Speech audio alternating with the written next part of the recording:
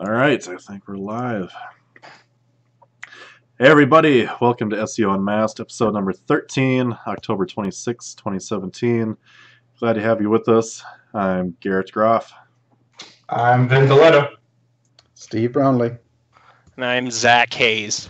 Yes, we have the glamorous, the fantastic, the lovely Zack in the house with us tonight, all the way from Denver, Colorado, slumming it. Definitely the prettiest we've had on the show so far. Well, Tiffany was pretty beautiful, but I mean, if you're into that type in a of suit. That's what I'm paid to do. Oh yeah. It seems like I got a shootout XSplit the other night because I had this huge delay issue going from processing to actually being on YouTube, and you can expect like a couple second delay, even though I have pretty decent internet. But it was like a 20-second delay. I'm like, what the fuck's the deal here, guys? It's obviously some sort of rendering issue, and they gave me a little bit of support, so it looks like to me we're actually only a couple seconds behind, so it's actually... How long does YouTube take? I mean, like when you upload a video to YouTube and stuff, they take quite a while, don't they? I mean, how much of a lag? Yeah, they're is usually YouTube? within a second. I mean, they have the computing power, you know. It's all about you guys are coming to me. How fast can my machine render everything and then send it? And then Send it right back to my desktop because I have it up. yeah. Sick. I did have everything going through my GPU because that's what they recommended, and I have a pretty decent graphics card. And then I sent in all my system specs, and he's like, well, you have a Ryzen. Why aren't you using that? Why aren't you processing through your CPU? I'm like, well, I have a 1060 GPU. That should be faster for video rendering. He's like, well, yeah, it should, but you should use your CPU. So I guess it's just a bottleneck of their software. So, whatever. But, yeah. Kind of interesting. But I mean, when you think like 20 years ago, you can even make a international phone call without 4 seconds lag. Right. The fact that we're hanging out on a live HD video and I'm in a different continent is pretty cool. It's future, bud. Yeah. I guess I can't drink Stella on this show anymore. The green bottle kind of messes everything up. Oh. -1 for Stella. Yeah. Oh well. Anyways, Zack, the floor is pretty much yours to introduce yourself because I don't know what to say about you. So, I mean, I guess I've probably known Vin the longest, even though like I really haven't known Vin, but I've done SEO related stuff since probably like 2008, 2009. I worked for an agency that did nothing but like high-end vacation rentals, and had like 30 clients there for a couple years. And then I'm kind of like how you guys are, like I consult. I have like 4 or 5 clients, and then I build like WordPress websites for people off and on. And then I have 2 websites that I'm working on right now. I just sold one that I had for a while. I just actually sold it on Flippa like a couple weeks ago. But just basically just learned by making bad decisions, and then kind of just learning from those bad decisions, like buying terrible links off forums, and I mean just basically testing. The first blog I had was an iPhone like jailbreak related blog, and basically took the content from Reddit and took the Reddit posts, turned them into blog posts, and kind of built my first blog that way. And it ended up ranking for the jailbreak app. After you jailbreak your app, there's an app store called Cydia, and it was ranked like 2 for like a year almost, which was like almost 100,000 people a month. And I had no idea what I was doing at that time. I look back, I was so stupid. But like I had AdSense on there, and I mean I was making like 4 G's a month just on AdSense, and then like just selling banner ads and stuff, because I didn't really know what I was doing at that point, and I sold it, ended up flipping it, because like after I build something, I'm kind of like whatever I'm into. Right. So like right now I'm into cryptocurrency, like investing. So I have a blog called Coinformant, and it's just kind of where I'm posting like what I'm investing in, like what I'm doing, other stuff like what I read off Reddit basically and think is valuable. regurgitating it into blog post form. And then I have a section now that does press releases, and I actually have like 8 or 10 clients that regularly like will release press releases. And like I like just like learning from before when I just did AdSense, nothing but AdSense, to now like actually like landing like more contract based stuff, like where people can post. And I mean, I don't write anything. People pay to write on the site at this point. So it's like one of those things like, how do you get your content? It's all created for me. But that's currently what I'm doing right now, and hanging out and Cool. being stupid, trying to not build a house, even though I probably should, and just, going through that nice 30-year-old crisis. Hey, I'm right there with you. I don't know what the fuck to do. And Vin just went through it. Or he didn't build a house, but he bought one. Yeah, it's a shit show, man. It's a constant headache, but Yeah. we're waiting on some permits, and hopefully I'll be able to enjoy this place pretty soon. Yeah, and I think Steve, and I met Steve through one of the clients I work for, the helicopter company, and then I told him about, I have a site called incredijet.com where I book private jets. Like this was the stupidest idea that ended up being the best idea. And basically I take quotes, and I have 2 people that I give these quotes to. It's like lead gen. Like I'm selling leads to people that book flights, and then I get a commission off it. But I would talk to Steve on Builder Society like once or twice, and then we talked on the phone one time. I don't even know for how long, probably like 2.5 hours. Yeah, it was one a good day. long chat. Yeah. And like I've talked to you guys kind of ever since, and just been doing my own thing. But yeah, I kind of just all know you just like in a roundabout kind of way. Nice. Hey, I've read, this is kind of off topic, but I read that private jet charters have gone down massively over the past couple of years. Has that affected you at all? Oh, yeah. Well, like, that doesn't affect me because I don't own anything. I have no overhead. I mean, it definitely affects, like, how much I make. But most of these people, what's crazy is, like, once you do... The hardest thing is, like, getting somebody that already books private jets to switch companies. Because there's so many rewards. Like, if you're spending 40 G's on a flight across the country, like, they take care of you. Whatever food you want on the plane, like, do you want certain things on the plane, like... Do you need stuff at the airport? You want a Ferrari to pick you up at the airport? Like just crazy stuff like I wouldn't believe ever. And like the hardest part is like once you land them, once you get it. So IncrediJet, the company is called National Air Transport that does like all my bookings, my fulfillments. That dude will get anything they want. Like, so I just have to make it land the customer from IncrediJet to them, and then as soon as they're with the company, they kind of just like, it's just like, hey, almost like a text base. That's how old school it is. But you have companies like JetSmarter, which is like a membership based one. So like where you could spend, I don't know, like $10,000-$12,000 and you get open selections to a certain amount of flights, but you're sharing the plane sometimes with people and stuff like that. Sure. Well, I just requested a quote, so. Well, Okay. you'll get a phone call from somebody at some point. Okay. Excellent. Well, I mean, we were talking actually about like doing client trips and stuff in private jets. I mean, you look at like if you were taking 8 clients to a sporting event or something, the cost per head can be pretty competitive with first class. So I think it's actually not as crazy as it sounds. Maybe last month I was talking to you, Zach, about it. How, for me personally, it's still out of the realm to be flying on a private jet. Oh yeah, no way. Absolutely. It's getting to be, from what I've been seeing, much more affordable. To be doing. Yeah, they got to compete now too, because like you have like the Uber. Like there's like an Uber of God, what is it called? Blade, I think, or Blades. There's a helicopter Uber already. Yeah, like it's so crazy. Like tech's moving into that space, and like.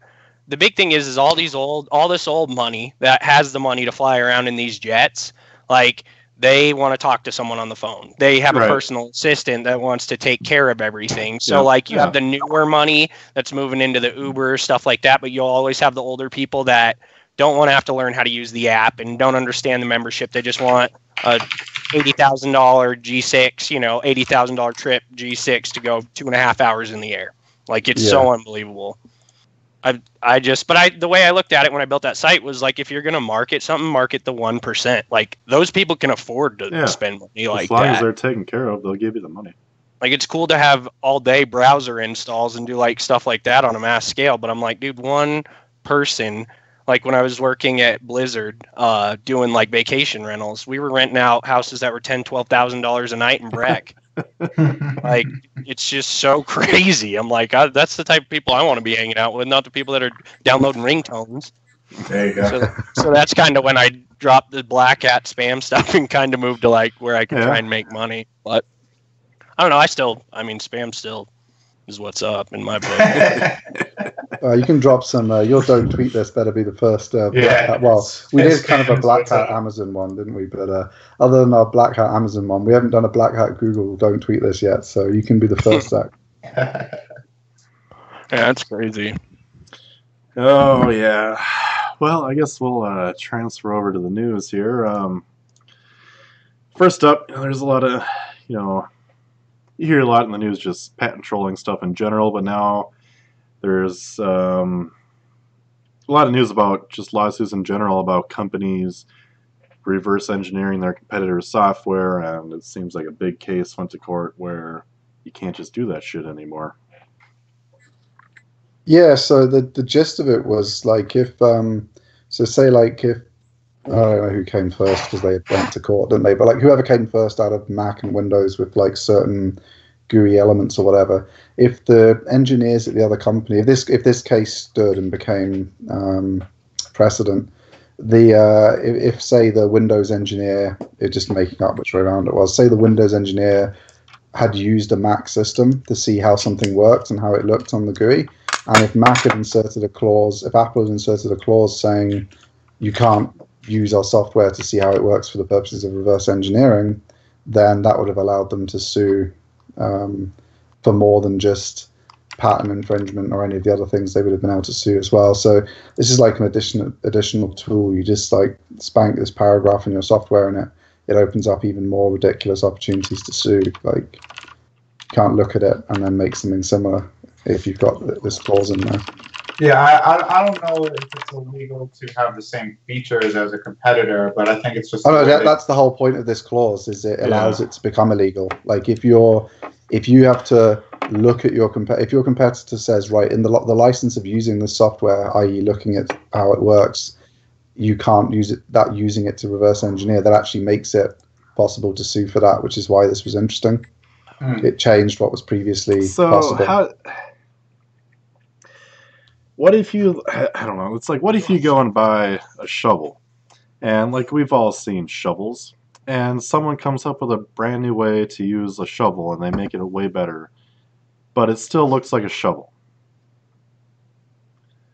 So they're basically China? Yeah. But it's just like, at what point do you draw the line between really changing something and making it way better, even though it's probably based on a shitty competitor's piece of software? Versus... Well, that's probably just straight up patent infringement. Like if the shovel has a new method for bending the shovel metal, and it's still and that patent's still valid, then you're infringing on the patent. If you use better method for bending the metal but do it even better, you've infringed on the patent and owe them a license fee. So why isn't Ahrefs and SEMrush and Majestic and whoever else all suing the shit out of each other? Because they haven't looked at each other's software necessarily in order to figure out what they've done. Gotcha. I mean, if one of them had a patent on method to scrape the internet to provide backlink data and had successfully registered that patent with the patent office, they could sue each other. Right. But I imagine that Google has that patent, and they don't wish to get into that.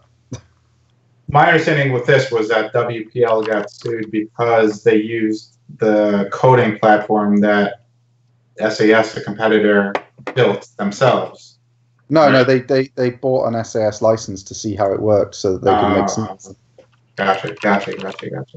So it's like my first example. Like you bought Windows to see how Windows worked so that you could make iOS or vice versa, whichever way around it was. If they'd had these kind of license clauses in, it would have been an additional tool to sue in addition to the patent lawsuits and things like that. It's just another additional clause you can insert in software contracts to make suing easier. If this became, because I imagine it's going to be appealed. Right. Well, fortunately, I'm not. What's that? I was gonna say the article said that it's already been through, like it's gone through the district court and it's in the appellate court and it's in the next appeals court or something already. Yeah. So we'll have to wait and see what happens with that one. Because it used to be if, as long as, so I remember the original when the IBM BIOS was cloned, all they had to do was show that they worked out how it worked, and then they gave the instructions for what it was supposed to do to some people that had never seen it, and as long as they developed it from scratch based on a spec that hadn't seen the original, they were able to do it, and that's how it was originally no longer just controlled by IBM. There's a whole story about that. I think there's actually a movie now, but that wouldn't be possible if they'd had this. Well, if this appeal is upheld rather than quashed.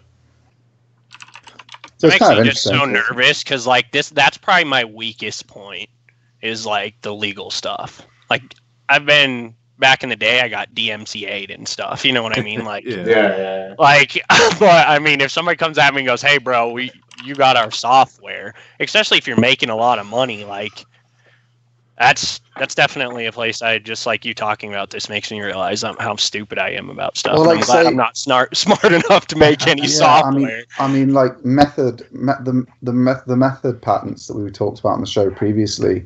Everything we do right now, like using this tablet, is in violation of loads of patents. Yeah. The patent offices, because there's things like method to put a photo into an email is a patent.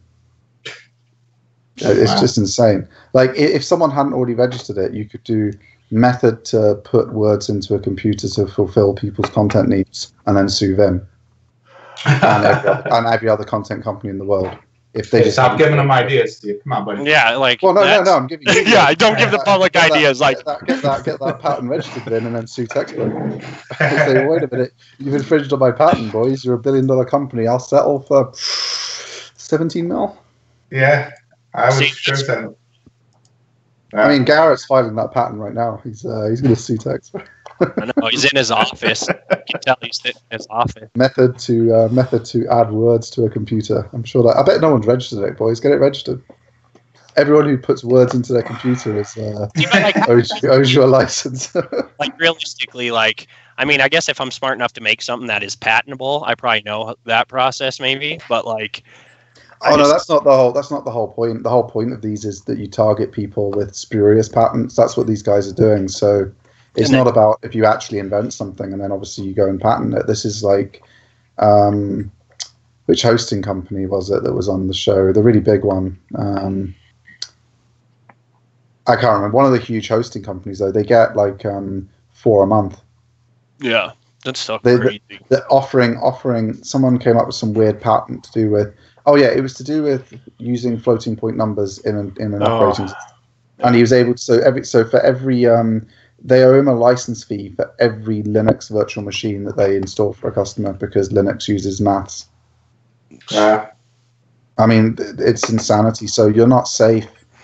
It's not to protect your own inventions. They won't come after you. Maybe I just want to hang out and keep my nice little WordPress blogs, or I'm not going to get sued for all kinds of crazy patents. WordPress is in massive violation of a lot of patents. I'm cool with it as long as it makes money. You've just got to. What I mean is, you've just got to make sure you never make any money in public. Oh, I know. Then you'll get sued. It's like if they think there's a couple of million going, they'll have a little slice of that. It's still like so mind blowing to me though, like that, like just like on Flippa and stuff like that, like the stuff that's sold. Like I'm like, man, it's a WordPress with like 14 articles on it. Yeah. Just got $2,600 for that. Like, jeez. We should have a competition, like run to June. Who can we all make the most site? But it has to be ridiculous. Like the viewers will vote or something. Like if you make an actually good site, and you win on the dollars, you're not going to win the show. It has to be the most money for the most ridiculous idea on Flipper. I'm down. I'll do like some straight like hair dye stuff if we need to or something. Like just a shitty product and make it sound so. Yeah. Get some weird thing made in China, like I don't know, like a corkscrew keyring that's like the corkscrew's too small to actually take the cork out. I can beat in that. A decorative corkscrew Yeah, just like so terrible. with a disclaimer: cannot open wine.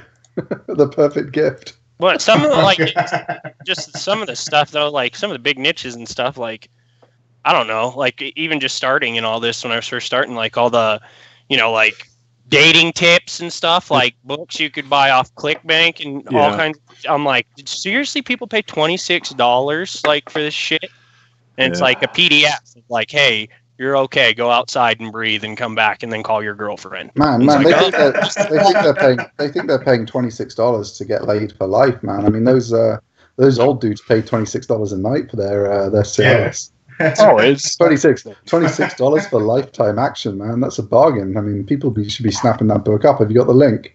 Get your affiliate link in the comments. We're gonna sell it for. Is ClickBank still a good thing, or not a good thing? But is it still? If it's out there, it's amazing. Like that's. Yeah. I mean, it was huge for a couple of years. The health stuff, like all the guys selling pills and weight loss courses and all that stuff. It's so huge. sick. Yeah, it's still kicking. Still same cheese content and everything.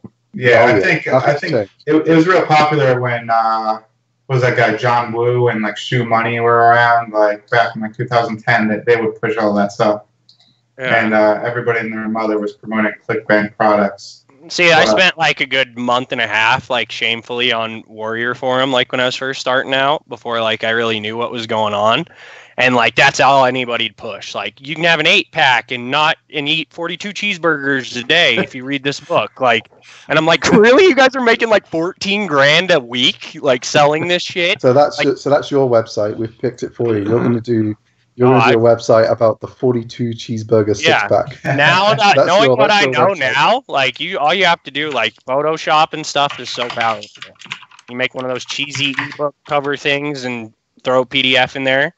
Like, I'm glad I can see that now, because there was a time I'm like, oh man, like that's a good idea for a product. But then I thought about it, I'm like, who buys this? Like, I wouldn't buy it. And I'm trying to, that's my thing, is like, I always make sites or whatever off what I'm interested in, even if it's just like for a time being. Like right now, like I'm into cryptocurrency and learning, like I learned about Bitcoin and all that stuff. And like, that's what I tried to do.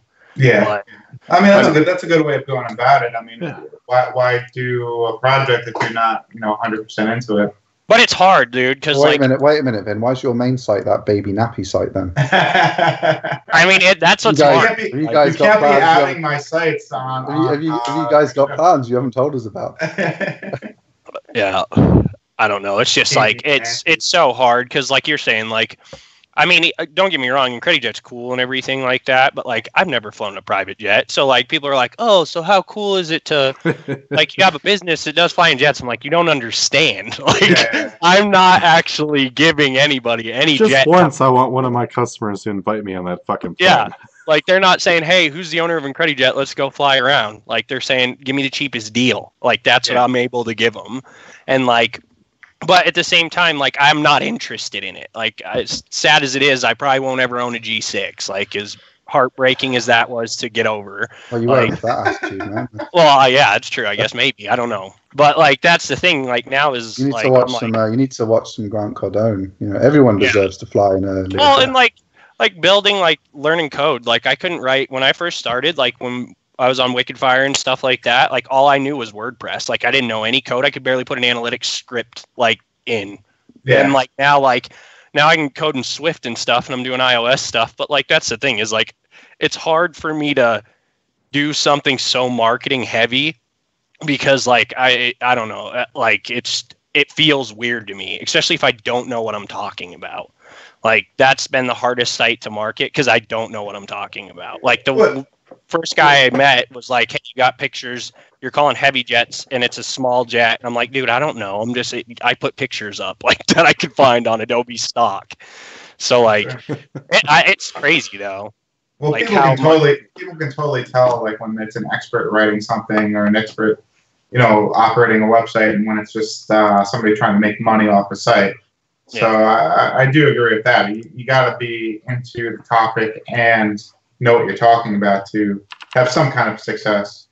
Or you have to be real good at rewriting other people's shit too. And that's probably like what I can put an outline together, but like to actually make it sound like people want to actually read it. Like, that's the hardest part for me is I'm like, would I want to sit here and read this? Right, Like, probably not. It's like me taking notes. Like, it's just terrible. So, like, that's why I would like what you guys do. I have no problem ordering content. That's like what I'm weak at. Yeah. There's a lot of changes, like we were talking about with the other week about semantic relevance and stuff. But at the end of the day, you do the right research, you can pretty much speak intelligently just about on anything. But nothing beats like firsthand experience, So that's I always tell clients, we'll take on any order, anything but what requires a firsthand experience in the industry, because we just can't do it justice. You need an expert to write really in-depth content like that. Yep. Well, that's why. That's why Money Saving Expert got bought by MoneySupermarket.com over here in the UK, because Martin Lewis was he was a TV brand. Everyone had seen him. He was always talking on shows and stuff.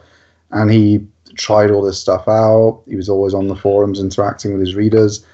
He was full on.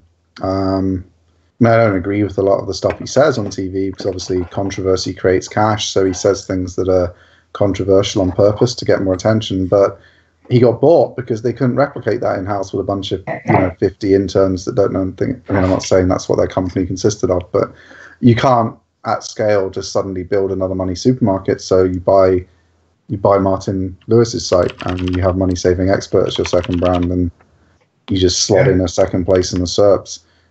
At some point you run out of experts in-house for content, and you need to keep growing. You need more content. You need more coverage. Sure. There definitely gets to a point where you break over, because you can. I mean, I'm definitely a true believer. Build something shitty and then just critique the shit out of it until it is good. Yeah.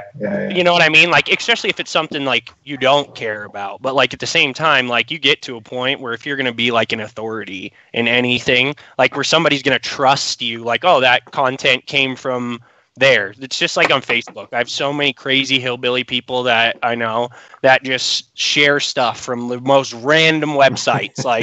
And I'm really? Look at the URL. You think that it's oh yeah, we're in World War III. Yesterday, afternoon. I'm really? Oh, what's the website? Donald Trump's the worst ever, everything.com. I'm okay, yeah, that's definitely a legit news place. But I mean, that's my thing, is when you get to that point, you either set yourself apart from a satire website almost, you're trying to be an affiliate website, or that's when you break over to the actual authority. People are using you as a resource more than just, you know what I mean, visiting you one time. They're continually coming back. For sure. I know for me, I'm constantly updating all my website content, because, I might have, there might be competitors that are coming in and upgrading their content. So then I have to go back and one-up them, or, I've learned a new optimization technique to better zone in on maybe secondary keywords. So when it comes to content, it's never, you post it and you're done. It's always a constant work in progress. Yeah, work in progress. Exactly. Yeah, it's crazy though. I learned a lot from that, from IncrediJet. Oops, I just unplugged my Mac. But at the same time, I don't know, I get bored quick, and that's a bad thing sometimes. But I definitely, I'll probably end up selling IncrediJet in the next year or so. Yeah. I've had it for 3 years, but what I'm trying to do basically is the person I book flights to, trying to make it so he'll come in and take it, and just be hey, just rebrand, well. Here, just give me basically the upfront, and I'll even take royalties from you for the next 3 years. Yeah. Well, that'd be the simplest thing to do, and it benefits both of you. You'd be the Martin Lewis then. Give him the extra coverage, and he doesn't have to pay you anymore. I just want to collect checks. They can do whatever they want, and they can't build a presence online. They're already trying with their website, so it's here solves two problems. A, I don't want to talk to people. I don't know anything about airplanes, and B, you guys don't know anything about the internet. So take this, and your problems are solved, and I'll help you for the next couple of years. Yeah, I mean, I'm free. when I started my portfolio, the idea was totally to just build a site and sell it a year later. Yeah. But now that it's so fucking difficult to get over the first initial hump to get get some trust and authority on Google, Yeah. I'm just kind of just building like 2 or 3 main websites up, and I'm just planning. And that's on the holding best them. way, I think, now too. Yeah. Is like 2 or 3 where you can dedicate time. Because like I can remember back when we were like Wicked Fire back then, you could get 80 social profiles in like a little weird link wheel thing, and like boom, here I'm first. I'm up on top, like feeling so good. And that's when I learned how to disavow stuff. Every Those show fucking is done lick it. wheels. Let's have a drink to Sherlock Does Google. Yeah. Yeah. Everyone's favorite. Exactly, yeah. Like one of those Black Hat World threads. It's like, yeah, dude got me #1 for like the most obscure keyword ever. I just got an email from SEO Sam today, courtesy of Black Hat World. SEO Sam, that dude's a legend. That dude is a legend. He advertises every week in Black Hat World. They blast. But him I bet every he's week. making so much cheddar because I can Oh, I remember know. like everybody that's decent in this industry, I feel like went through that like learning. Like, okay, got a website.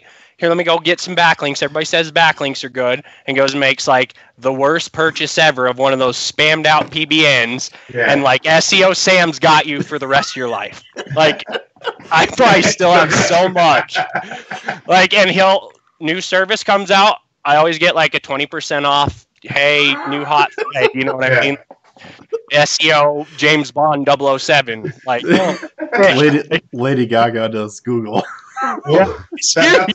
that's what me and Garrett found on one of the Facebook groups today. Some guy was like pushing like a Web 2.0 tiered link wheel today, and I was like, $10. It was only $10 fuck this though. guy. I was like, he's not making $1 off an unsuspecting victim. So That's I went in. I was like, It before was I, only $10. I mean, I'm sure you get an ROI on that. I mean, I don't know, man. I was like, before you do anything, please show us a case study where you've been able to use this strategy to rank any keyword on the first page. And he's like, oh yeah, I'll show you proof. And then he disappeared and didn't spread anything else Yep. for the rest of the But day.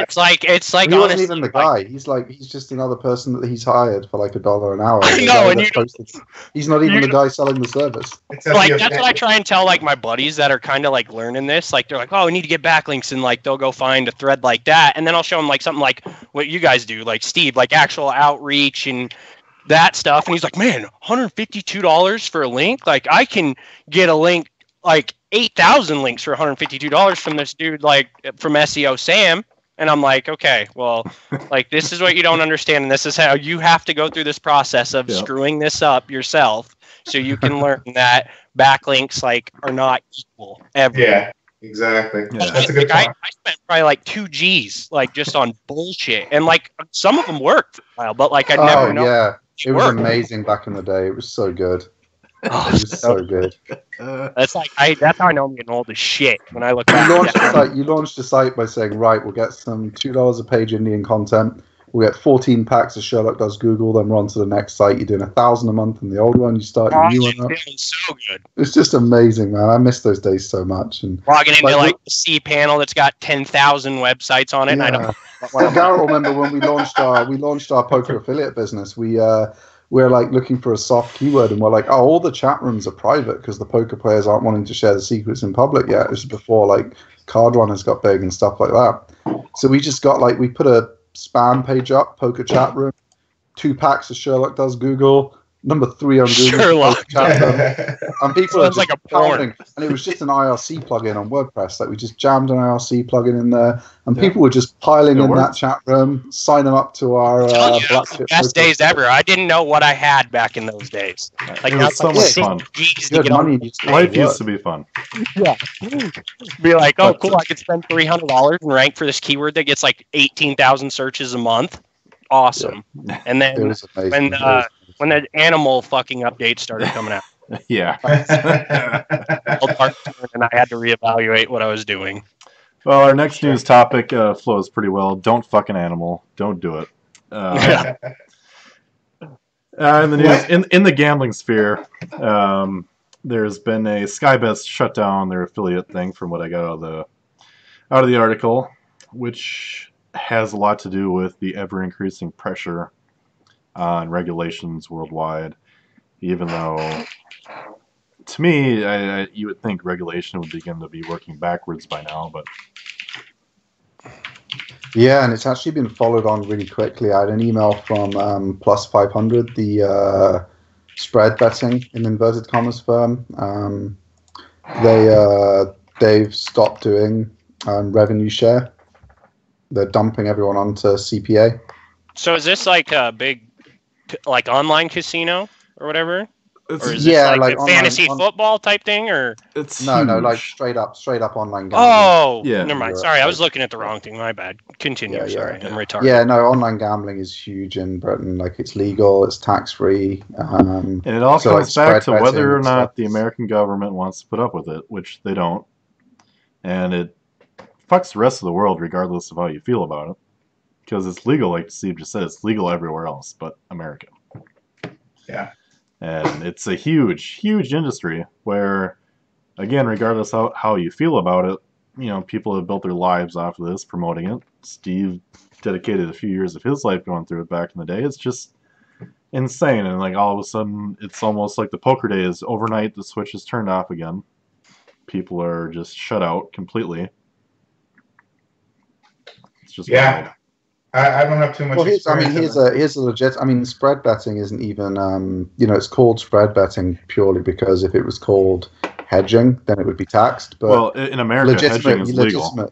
legitimate uses like, say you're buying a property in Spain and it's €500,000, and you have whatever you need, £425,000 or whatever in your bank account, and it's 6 months to completion.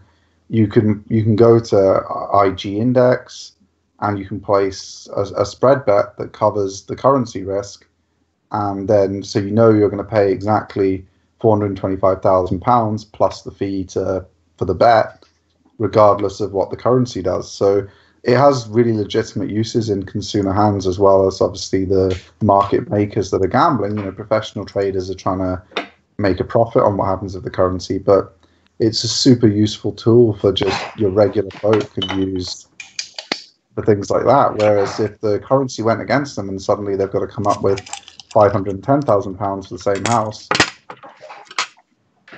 Yeah. you know, like, currency risk's pretty real. I mean, Garrett joked, he said, you know, there's going to come a time, because we do so much of our business in the US, he's like, there's going to come a time when a third of your day is going to be placing spread trades to protect us against currency risk. And I don't think he's too far wrong, because we both are making like 5% less a month at the minute because of the currency movements. So Yeah, it sucks. That's so crazy to think about. Like, that's, geez, like an instant 5%. Mhm. So I mean, if the business was twice as big, it suddenly makes sense to pay 2-3% a month to cover off the risk. Oh, absolutely. I mean, even 5%, dude. Like, I'm. Well, yeah, I mean, at the minute we're talking. Yeah, it's crazy though. At the minute, none of the markets make sense. So you have to sit back and realize, okay, or think about how long term is this actually going to fucking be? Because it's gone on for like a year and it just makes no sense. And we talked about it on the show, and it's just ridiculous. It's stupid. But it just keeps getting worse. And It just keeps coming up, bud. And it's like, well, what the fuck? How much longer can this go on? Should I have bought a lot of Bitcoin? Because at this point, I cry every day because that's the majority of my affiliate payments I get for CoinFormant is from Bitcoin. So every day is an emotional roller coaster when I wake up in the morning. you must have balls of steel. Because I mean, I have most of my money in US dollars, but like at the same time, like some of it I just keep in there and I'm like, well, you know, it went up 6,000% over the last like 2 months. I guess I can leave it in there for a little while longer. So.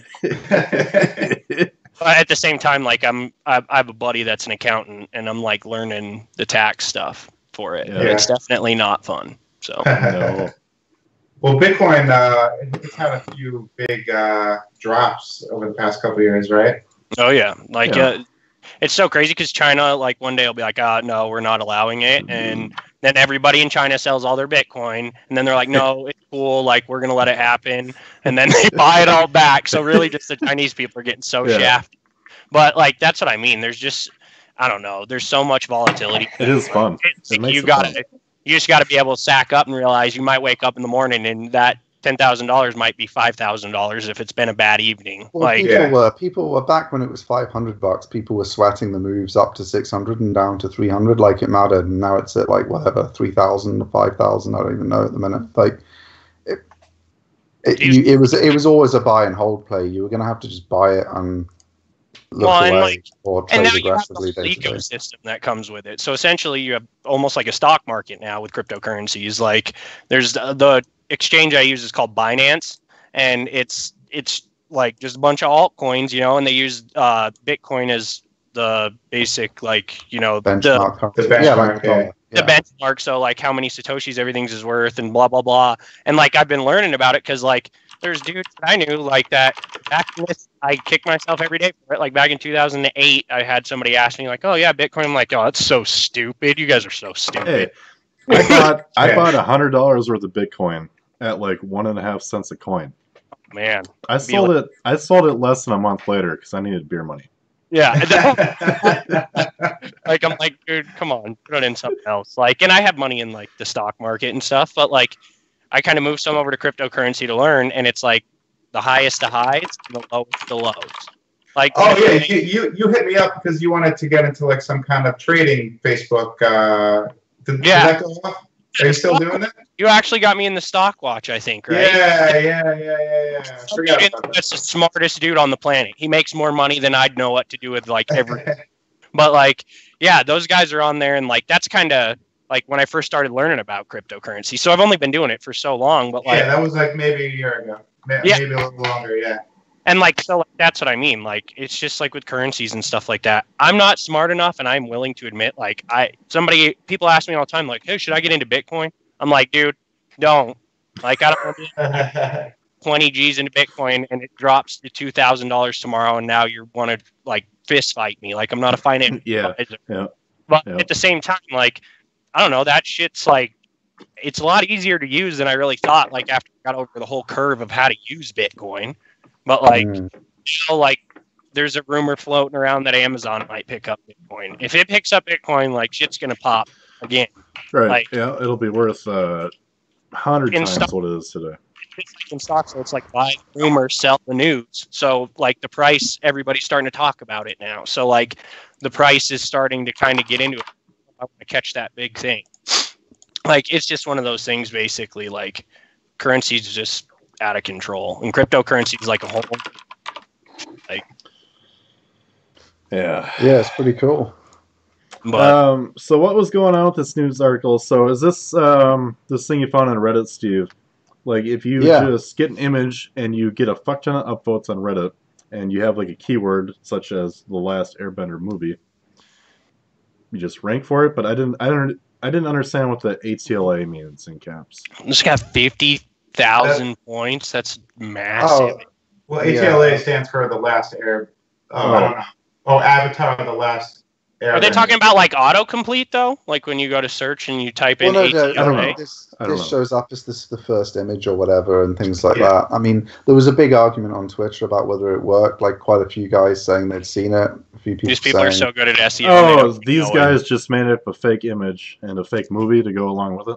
Is that it? No, the first comment says there is no movie of Avatar: The Last Airbender. Okay, so this post is just an example of the loophole in using Reddit and Imager to rank images easily. So I don't remember, like a while back, you could type failure into Google Images, and like presidents would show up as like the first like 5 results, and like. So it's all because of Imager, and like, so I think the loophole is if you name the image file name after the keyword you want to rank, and then you get all the people on Reddit and on Imager to comment with the same keyword, like overnight, you're the #1 spot in Google Images for that keyword. So a lot of people are saying it doesn't work anymore, but down in the comments here, there's like 20 examples of, yeah, it's working. So there's something to it. Dude, Reddit's the most powerful thing I've ever used in SEO, to be honest with you. Oh, Reddit's magic. I mean, we had a client in the health space. They used to just take viral campaigns that had worked like 10 years ago, redo them, and they'd re-front page again. Oh, dude. You know, they'd been like dig front pages back in the old days, and they'd just remake the videos, redo the campaign, seed it on Reddit, buy the fake upvotes that you got to buy, front page every single campaign, and then everyone's banging in 100 links. Oh, exactly. But they were also doing, our outreach campaigns. They were buying 110 from us in outreach. Once a month, they had this social agency do these re-viral campaigns. So they're up at 210 links a month. Yeah. I just on the Reddit topic. So the last website I just flipped was about penny stocks, right? So like, there's an app. I don't know if any of you guys use it, called Robinhood. It's like free stock trading on your phone. Yeah. So like, but it's only like NASDAQ, NYSE, like big exchanges. Obviously, they don't want to get torched on the pink sheets.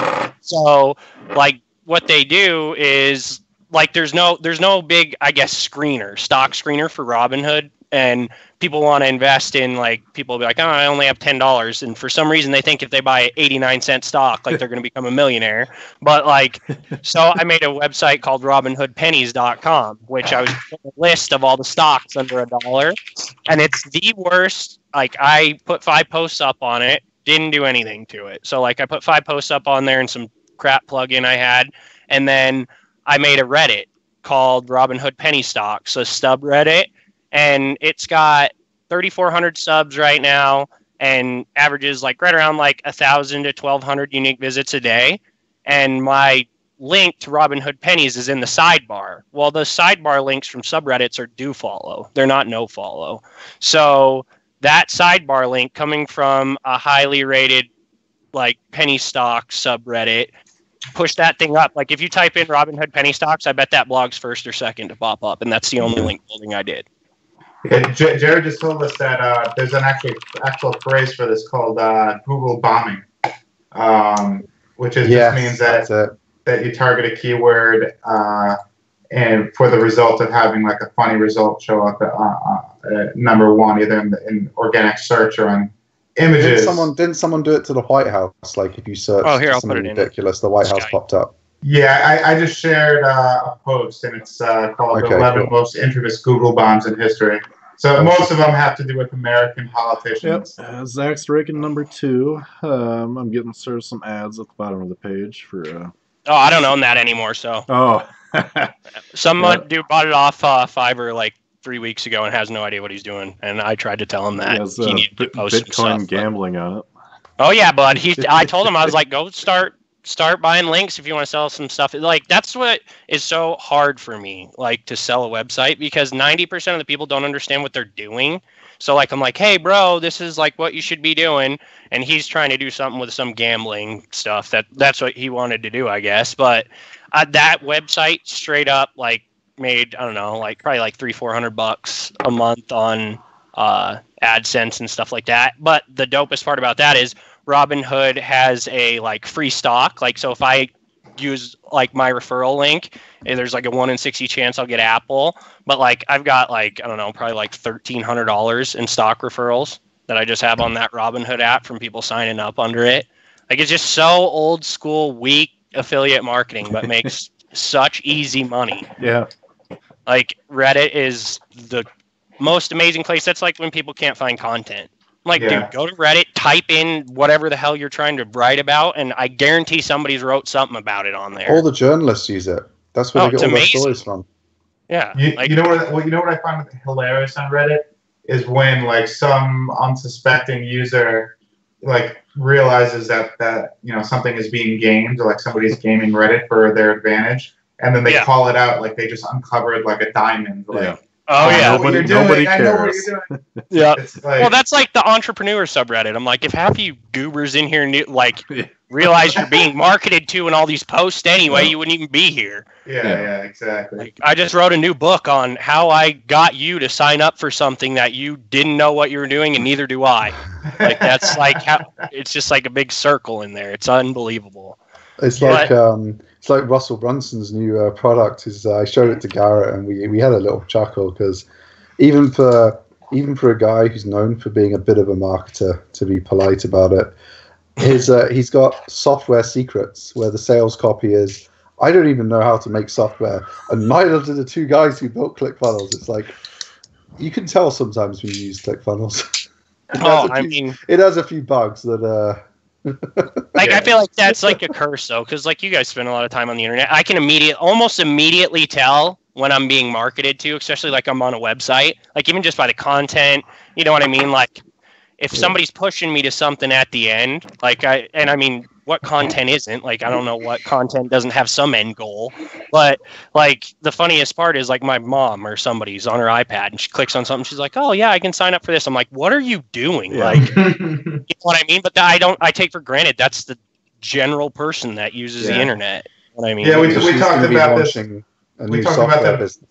a few weeks ago. It's just like anybody that wasn't born with computers or didn't grow with computers, they just don't get it. And The new generation is going to be even more clueless than our grandparents because they did grow up with fraudsters. Like the new generation, they're growing up where this is the computer they have. Like we learned to code, we got computers. You actually had to command line and all this kind of shit. Think about it. 15 you can't do years anything ago, on this. It just does. When you things got to you. served an ad, it fucking popped up and destroyed your computer and wrecked you. Now it's so seamlessly integrated into your life. Do you think younger people even have a chance to distinguish it? They don't. They have no idea. They're being sold to constantly, and they think social media is something they do because they enjoy it. They do it because it's programmatically addictive, the same way as gambling is to older people. Except the beauty of this is it takes their money off them, and they actually feel good when they spend it on that pair of shoes they don't even want. Yeah. Well, and I saw a big thing like the other day. I can't remember where I saw it. Maybe it was like Mashable or something. But like Snapchat is having a big problem with people doing advertisements. So like people are paying these big influencers to do advertisements just like they do on everything else. But Snapchat wants to control the ads. So like they're trying to figure out how they can stop people from like basically advertising on Snapchat.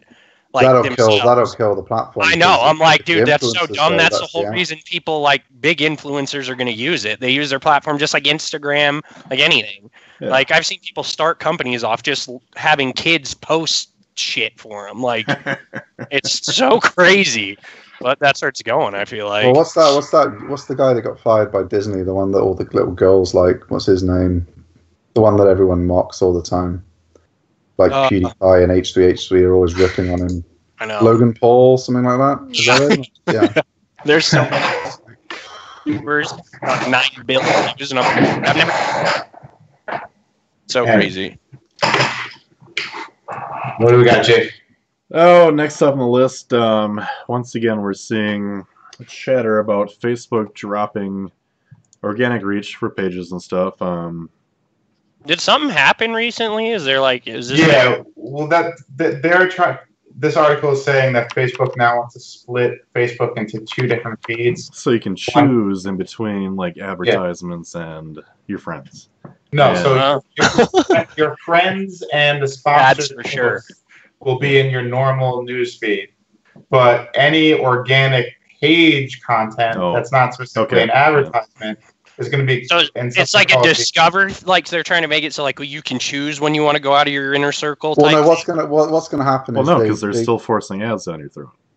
Yeah, the ads are still going to be in your friend feed. What it's going to do is just take, pages are getting in the way of ads. Like, because the first thing they did was they cut the pages down to like 3% reach. Oh yeah. So people became cleverer. They did really great viral content. They paid influencers. Starting events.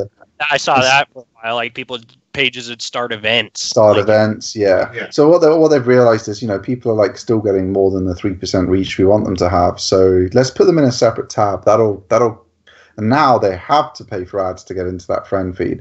And who's going to go out of the friend feed? It's like on Gmail, when they put like, if your newsletter actually gets put in the newsletter folder, that's it. You're not getting read anymore. That's the end of you on Gmail. And that's what they've done to pages now.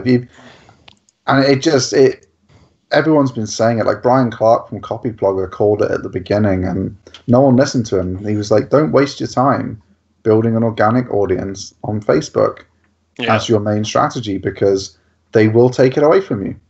Right. Because why wouldn't they? They need to make money from ads. How do they make money from ads? Take away your free business audience. God, Facebook used to be so easy too. Just like looking at this. Yeah. So what like obviously, who's going to go in and spend any time on pages anymore if they're not going to get any organic reach. You'd Like, still be Well, what you do is surprised to how do many your of ads. these people go out and sell social media services for 10 grand a month. I'm going to take your business. I mean, on other platforms, it's still a viable business strategy, but Yeah, Facebook what are we specific- doing?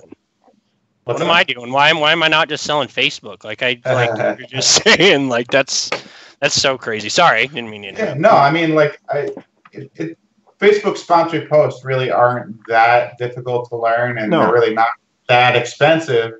But Facebook pages are just such a cool idea. Like, Yeah. I don't know, it's just killing something in the name of more profits for the bottom line. And Yeah.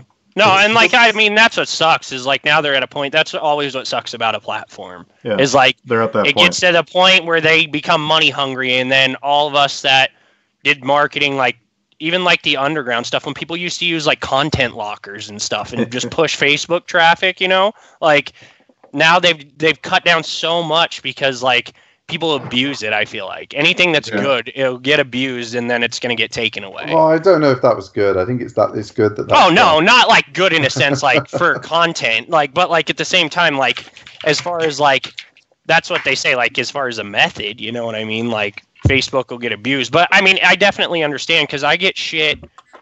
Every now and then an ad will sneak through on Facebook that I'm like, hey, where's this coming from? You know, and it might be something from a while ago, but like for the most part, Facebook's ads to me aren't like I don't even notice them really in my feed. I don't know if it's because I'm running ad block most of the time too, but like it's just so crazy. Like they're tightening down so much, like where you have to pay for exposure. You know what I mean? on Yeah. Facebook, it's one of the places I don't mind seeing ads for the most part. Yeah, Because, like, as Vin and Steve know, I like to buy a lot of random shit. And if something appeals the other night, like, hey, I need a new yeah. keyboard. Just get- If something appeals to me and I see an ad for it, I would probably just buy it. And the only thing against Facebook is I also get a lot of ads because I don't use ad blocker anymore. I get a lot of ads that do not appeal to me at all. Like 90% of the ads don't appeal to me. And I actually take the time to click on them and say, don't show me any more ads like this, because I'm tired of seeing the guys in the private jets and the guys going into the car dealerships and all that shit. That's just the sad ads, really. Yeah. That's what I like to call them, the real think about it ads. Yeah, Think it's about what like- you're doing. You don't like Grant Cardone's Millionaire Secrets No, ad. because I'm fucking sick of that guy telling me that you need to get clients you can afford. I'm like, well, we have clients that can afford us, and they refer us other clients because I don't need to be on a. I don't know. I just get really upset and it pisses me off. You don't need to have Sure. a webinar. But what I and- do like is I just bought a sweatshirt for $20. That is a picture that says it's like this little kid, and it's titled "My First Knife Fight," and See? Quality content, bud. And see, they found me somehow. And when my son is born, I'm gonna wear that to the hospital. And my first picture is gonna be me wearing the shirt that says "My son's first knife fight" or something. oh my god! Actually, now that you say that, I have to admit that I fell prey to getonfleek.com That's because they just have ridiculous printed I know. stuff. So And I'm it's like gonna $20. Who cares? I will buy that shit all day. Yeah. You No, people are all crazy. I never hate buy anything. the other day. I can't remember what it's called, but this greatest video I've ever seen. Like you make a hard-boiled egg and you poke a hole in it and put it in water in a cup and you shake it, and boom, everything falls off. And I was like, that's a legitimate problem. Like I have, and every time I peel an egg or anything, I'm like, God, this is the worst job ever. So like, I feel like there is a market for Facebook stuff. Yeah. And that's where I'm most vulnerable, where I'm sharing memes and talking shit to all my old high school buddies and stuff like that. Like, I'll buy You're ready to buy an egg peeler. I'm in the buying mode because I'm in the I don't care mode. Basically. Just $9.97, and you'll never peel an egg again. Hey, that's it, bud. Somebody got me for Friday. I'm gonna get my course, and I'm just gonna see if Facebook will let me just target you. Just $997, the ultimate egg peelers training course. Because like learning to like write code, I get a lot of Code Academy stuff. They don't have good ads. There's some creator studio, like just because like I'll like different music and stuff, and they think I want to be a music producer, I guess. And like I watched a couple videos. Like if I did want to become a music producer, I definitely would have already signed up for one of the courses because it looks like the dude's the best. But it's some of the marketing on there. And I don't know. So you guys have run stuff on Facebook before. Do you have to have that retargeting pixel? Because I've heard. Oh yeah, all the money's in retargeting. Yeah, So what people are doing really successfully $70 now. for that sweatshirt? Holy fuck! Yeah. What people are doing really successfully now on Facebook is they're running, the old model was to you drive people to your webinar, you make them opt in to see your webinar, then you show them. I know people that still run that model. And that still works hugely successfully. But so terrible. What people are doing now that's killing it to reduce the ad costs is they drive people to a free 30-minute webinar that's like almost as good. Mm-hmm. But they retarget the opt-in to the people who engaged at that webinar. So instead of targeting the whole 100%, they only really spend money on trying to get opt-ins from the 20% who enjoy. So it's almost like building a list, like with that retargeting pixel, basically. Yeah, you just add an extra step. So before your opt-in, they opt in by engaging with the video when it pops up in their feed. They watch it for free, and then you know that they're interested in your bullshit. Like if you're Grant Cardone and you've got your private jet shenanigans and you have a course or like his 10x live or whatever, he's going to be like, he advertises the video of him on the private jet talking about the lifestyle, because if you engage with that, you're the kind of person who he's definitely wanting to spend money on getting to his 10x conference, because that's what you aspire to. Yeah. And it's saving him a fortune if he's doing it that way. I mean, I don't know if he is personally, but that's the strategy. Well, you show them the free thing that gives them a taste of what you can train them on, a taste of what you can offer, instead of making them opt in first, because you just have a much higher overall conversion rate per dollar.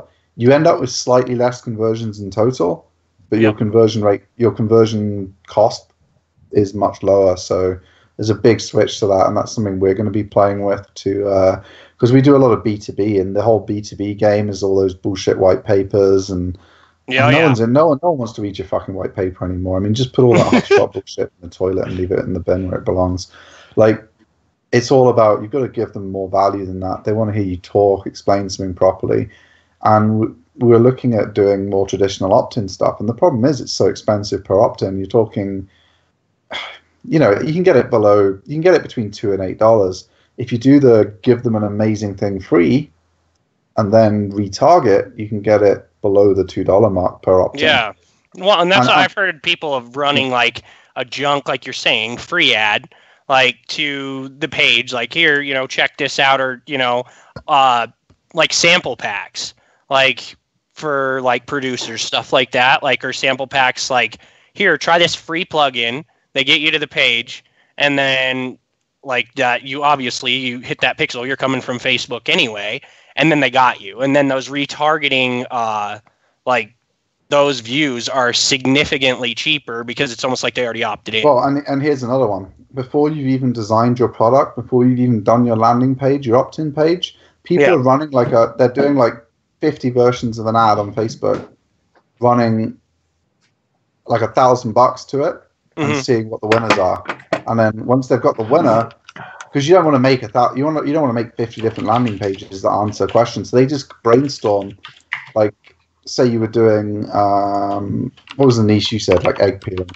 So it's like how to cook the perfect egg, how to peel an egg quicker, how to peel 100 eggs for your party in 12 seconds.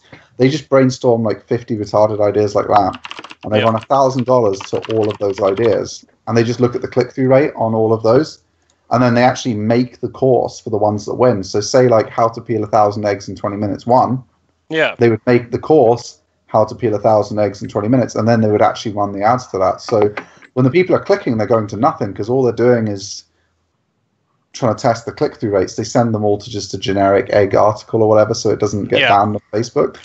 But they're just trying to test the click-through on all these 50 different ideas. So they know which one to build the course on, and that's super cool. That's one thing I've seen. I used to have a buddy that did a lot of PPC, and like that PPC is the hardest. Like as far as like, probably because like I'm just afraid of blowing a bunch of money stupidly. Yes, same here. That's why I've never done it before. I'm so good at keyword research, but I'm not good enough to throw a G at this keyword maybe yet. Until I know. I don't know. I bet you are. It just scares me. It's just like, it's one of those things. Like, I'm sure at one point in my life I'm going to be like, okay, I'm going to give this a shot now, and either there goes that $1,000, or it's going to be work Do good Facebook, enough that I'm like, do Facebook first. Facebook's much cheaper and you get pretty good results. well, and I used to do stuff with my, like the helicopter sites I used to work for, Miami, New York, like boost posts. But it's so easy when they have 63,000 fans or something like that. I'm like, okay, just boost it to these people, friends of these people or whatever. And that thing used to convert so well. Oh, But- yeah. When they've got but the like- exact right audience, I mean, if they haven't, if you haven't got the exact audience already, like if you've got a page with 1,000 followers, the key is not to use the boost post Yep. because you won't get. There's not enough data to get you the right people. So what you want to do then is get in the Power Editor and spend, 25 minutes to an hour, just really narrowing it down to exactly the people you want, and send the ad to those people and ignore your existing audience initially for targeting. But like you say, if you've got 63,000, you can reach the whole of your audience for like $200. So cheap. Like, it's insane. Yeah, I mean, so they're not ripping you off. I think that's why no one's, big brands have kind of sucked it up because it's Facebook aren't ripping you off, and that's where Snapchat needs to learn. Like them bitching and moaning, they need to learn from Facebook. Wild. Like if you make it easy for the brands, they're going to just pay you the $200. Yep. It was wild. Last month, I ran a campaign in front of our clients, and it was the most successful campaign we've ever done on Facebook for them. And usually we had like a relevancy score like 6 or 7, so not great. But this ad we ran was a 3 out of 10, so not good at all. But it was the best performing, most engagement, most everything, best for leads, awesome ad. And it was super cheap because of that. And it was just dumbfounding. Like, I haven't had time to like sit down and figure out why. I think a lot of it was because we'd softened up the audience, though. Like we did 4 ads in a row that were really feel good. They were all about the town. They were all about the brand story. And then we hit them up on the 5th ad with buy now. And I think they were ready to buy by then. Was it like a, what was it, like a product or like a They're a services. B2B service. B2B? Yeah. Yeah. That's crazy. I think they were ready to buy. Like they bought into the story by then because they'd That's seen true. it was a small audience, like 80,000 people or something with a specific job.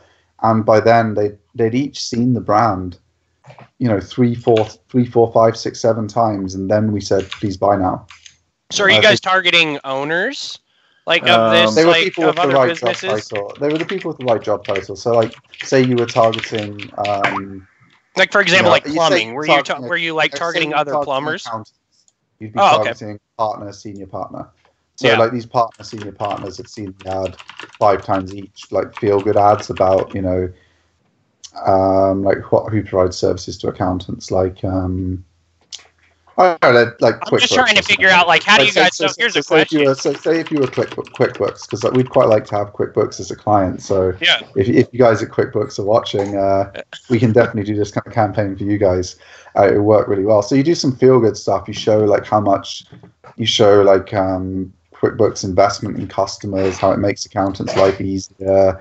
You show like some stories, someone who's just using QuickBooks and now it lets their. And since they were using QuickBooks, they're meeting with their accountants all about their business, and it's helped them hire 5 more staff. Loads of stuff that just makes accountants feel good.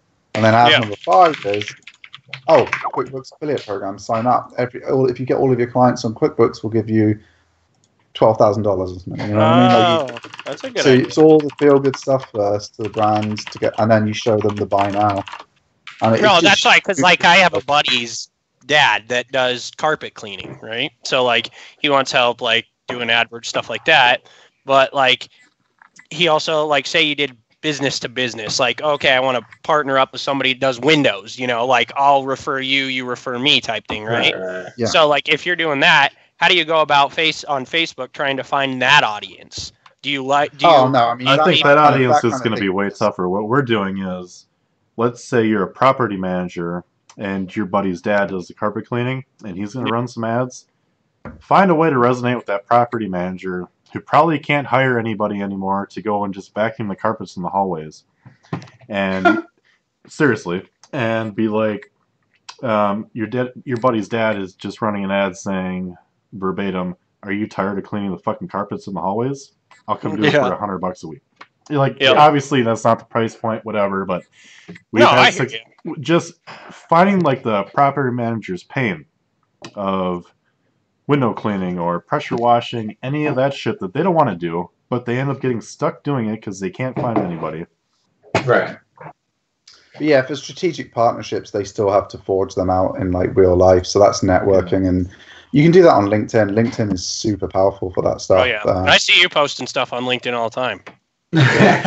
Oh yeah, it's LinkedIn's going like fucking crazy for me at the minute. Yeah. I'm just messing. I just decided I was going to mess around on it. I mean, I've been sharing some pretty cool "Don't Tweet Thises," and I've got a. No, I usually like your stuff. sharing. I just like you're one person I know that consistently posts, which like is good because obviously I'm getting visibility from it. You know what I mean? Yeah, like, it's been the last 2 months because of the show. I've been looking at like LinkedIn as something I'm going to explore and try and get some value for the viewers. So I've been kind of playing around on it, but it's been super cool for us because it's people who haven't ordered from us for like 9 months have come back. Oh, I saw your video and it reminded me that you exist. Let's talk about what I'm doing now. No, your stuff's good too. Like it's actually worth reading. It's not like, hey, here's 10 BuzzFeed ways how to get your friends to hate you on Facebook because you're. Well, my most successful ones have been my sarcastic mocking of LinkedIn posts. Like my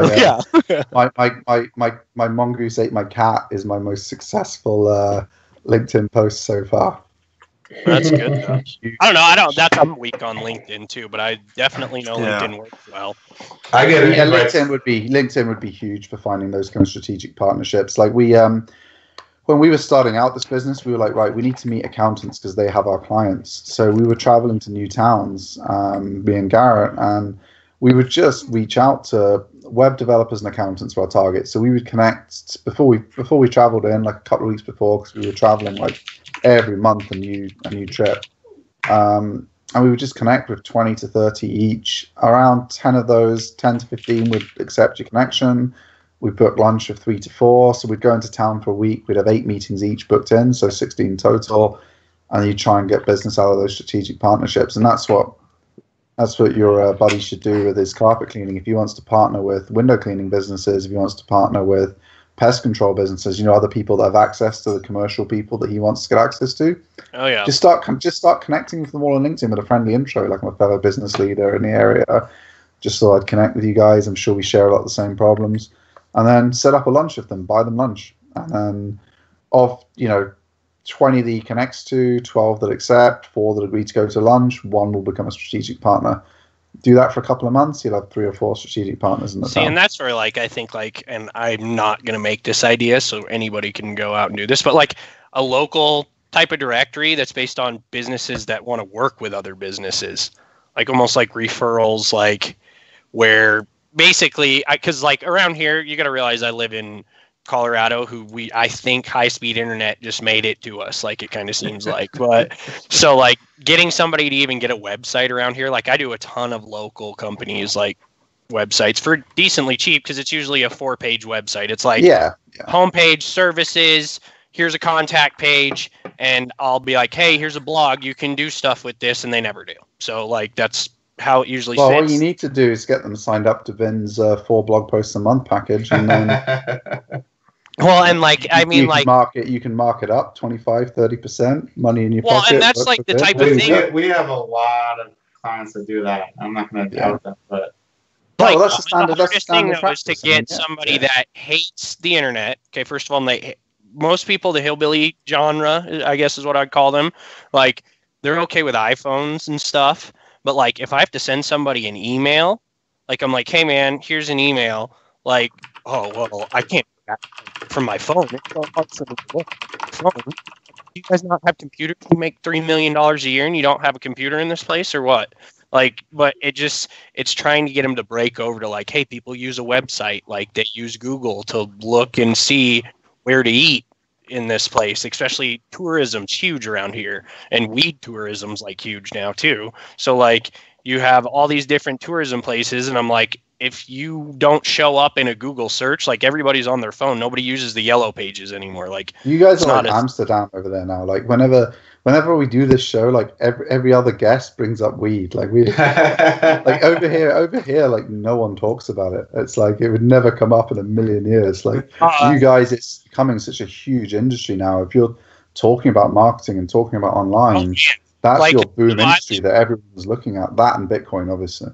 I lived in well, I still do, like Glenwood Springs, which is on the western slope, like outside of Denver. Well, we have huge like ski. It's right outside of Aspen, so like we have huge ski traffic and all that stuff. And like I did the city of Glenwood Springs, which is a small town, probably like maybe 20,000 people at most. I did the city's websites, and they put a marijuana kind of section on it. 150,000 people is what their total was for just weed tourism, and like there's such a small town. Holy shit! Yeah, Wow. so like it's one of those things like people just want to come out here and get high. Like that's all they want to do. Yeah. I guess if it's your thing and it's illegal where you are and it's legal to go on, it's like with gambling. That's what made Vegas big. Right. Gambling, It's really no gambling was illegal where you were, so you went to Vegas. Yeah, well, and they tax it like 35% or some absurd amount. Yeah. So like, well, I bet it's still cheap compared with illegal, right? I mean, I have no idea. I mean, but it's I bet definitely it's cheap. cheap. Going to jail. Yeah, like, exactly. For Well, sure. You're making so much fucking money. It's like, pay 35% or do 30 years in jail. Yeah, there's a, No, I meant for the end consumer though. Like they're not feeling the Oh, tax. it's still like cheaper. it's like Yeah. $5 for an eighth. Well, yeah. Okay. So you pay. I pay. I don't pay anything. Obviously, it's illegal here, but it's roughly $20 a gram here. Yeah.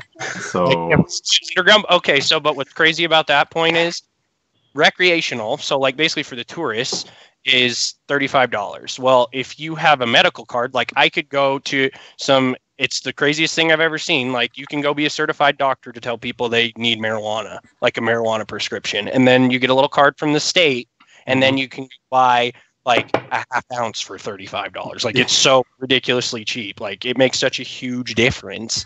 Like, but there's so many loopholes and stuff. Like, I mean, I don't have a card or anything. And like when I smoke weed, usually it's with like everybody outside. It's like somebody have a Marlboro, outside burning wheels, just smoking joints. And like, I don't even notice it anymore. But like, I go to my grandparents' house in New Hampshire, and they're like, "Oh yeah, and you can't be smoking no marijuana around here." And I'm like, "Oh my god, I don't even think of that." It's nuts, but it's definitely a good industry. What do you think? What do you think is going to happen over there? Do you think like the whole? Well, not the whole, because the whole of America never does anything. I mean, you guys still have dry towns and stuff, but the whole, in inverted commas, do you think the whole of America in broad terms is going to become legal? give it 5 more years. I bet it's going to be 5 damn near years. close. I can tell you right now, I used to take It's interesting. Ambien, like to sleep, like, and I like turn into just night terror, like marching around, like wouldn't know what I was doing, like just Frankenstein, and like I can smoke weed and go to sleep and wake up and I don't feel like I just drank 4,000 gallons of alcohol. Yeah. Like, so like I wake up, I'm a little groggy and stuff, but like I will definitely say like I have insomnia, and especially working on the internet and being up super late all the time. Like I'm wired to be that way. So like when I want to shut it down, like I can smoke weed. It's just kind of expensive. Yeah. Like, I mean, if you smoke a lot of weed, it's definitely expensive. But Yeah, well, same as going to the bar every day. exactly. Like I can Spending like, $50 at the bar every day, that's a lot of money too. I'll tell you, weed is way less expensive than going to the bar. I'll tell you that. Yeah. Well, But I mean, but you're comparing it to the wrong thing. Like you don't go to if you go to the nice like you go to Amsterdam and you smoke in the cafes, you spend a lot more money than if you just sit at home. I mean, I'm drinking wine that's super cheap now. I mean, you know, if I tried But everything to drink $50 good worth is of wine, cheap I'd where you probably live. die. Yeah, it is pretty cheap to live in England, but then weed's not legal. Fire, if you bud. like that. Everything I mean, in the Shire is so cheap out there. but I mean, I don't. That's not a thing I like. So I'm pretty lucky that it's illegal. It doesn't affect me. But, if it was the other way around and weed was legal and wine was illegal, I'd be super unhappy because I And like like, wine. Don't like I'm weed. saying I get up and I just, oh man, Colorado, get burnt out. You know what I mean, type thing. But like, Yeah. it's like if I'm at a bar, if I'm at a bar and somebody's like, "Hey, we're smoking weed outside," I'm gonna be like, "All right, cool, me too, I guess." Like, I'm not. It's that type of thing, but I like it. Oh yeah, I mean, it just doesn't. It's just not something that I like. But I totally don't care if people like it. I think it's super interesting how things have changed so quickly in America, because I would have put you guys like bottom of the list for being first in the world to push this. I know. I know Amsterdam's first or whatever, but like it's always been like that there. I mean, they had like prostitute. You walk down the street, they had like prostitutes in windows and stuff. Like, yeah, it's just a nice kind of place. pick it on the window and stuff. You know? Like, it's just a weird Just town. a nice place. I mean, that's freedom. But you want to talk about freedom? Like, you're just, who cares what that lady's doing? That's what she's doing. Like, why are they making such a big deal? Oh yeah, I'm not criticizing it. I'm just saying. I'm not hating on you. I'm just looking at America.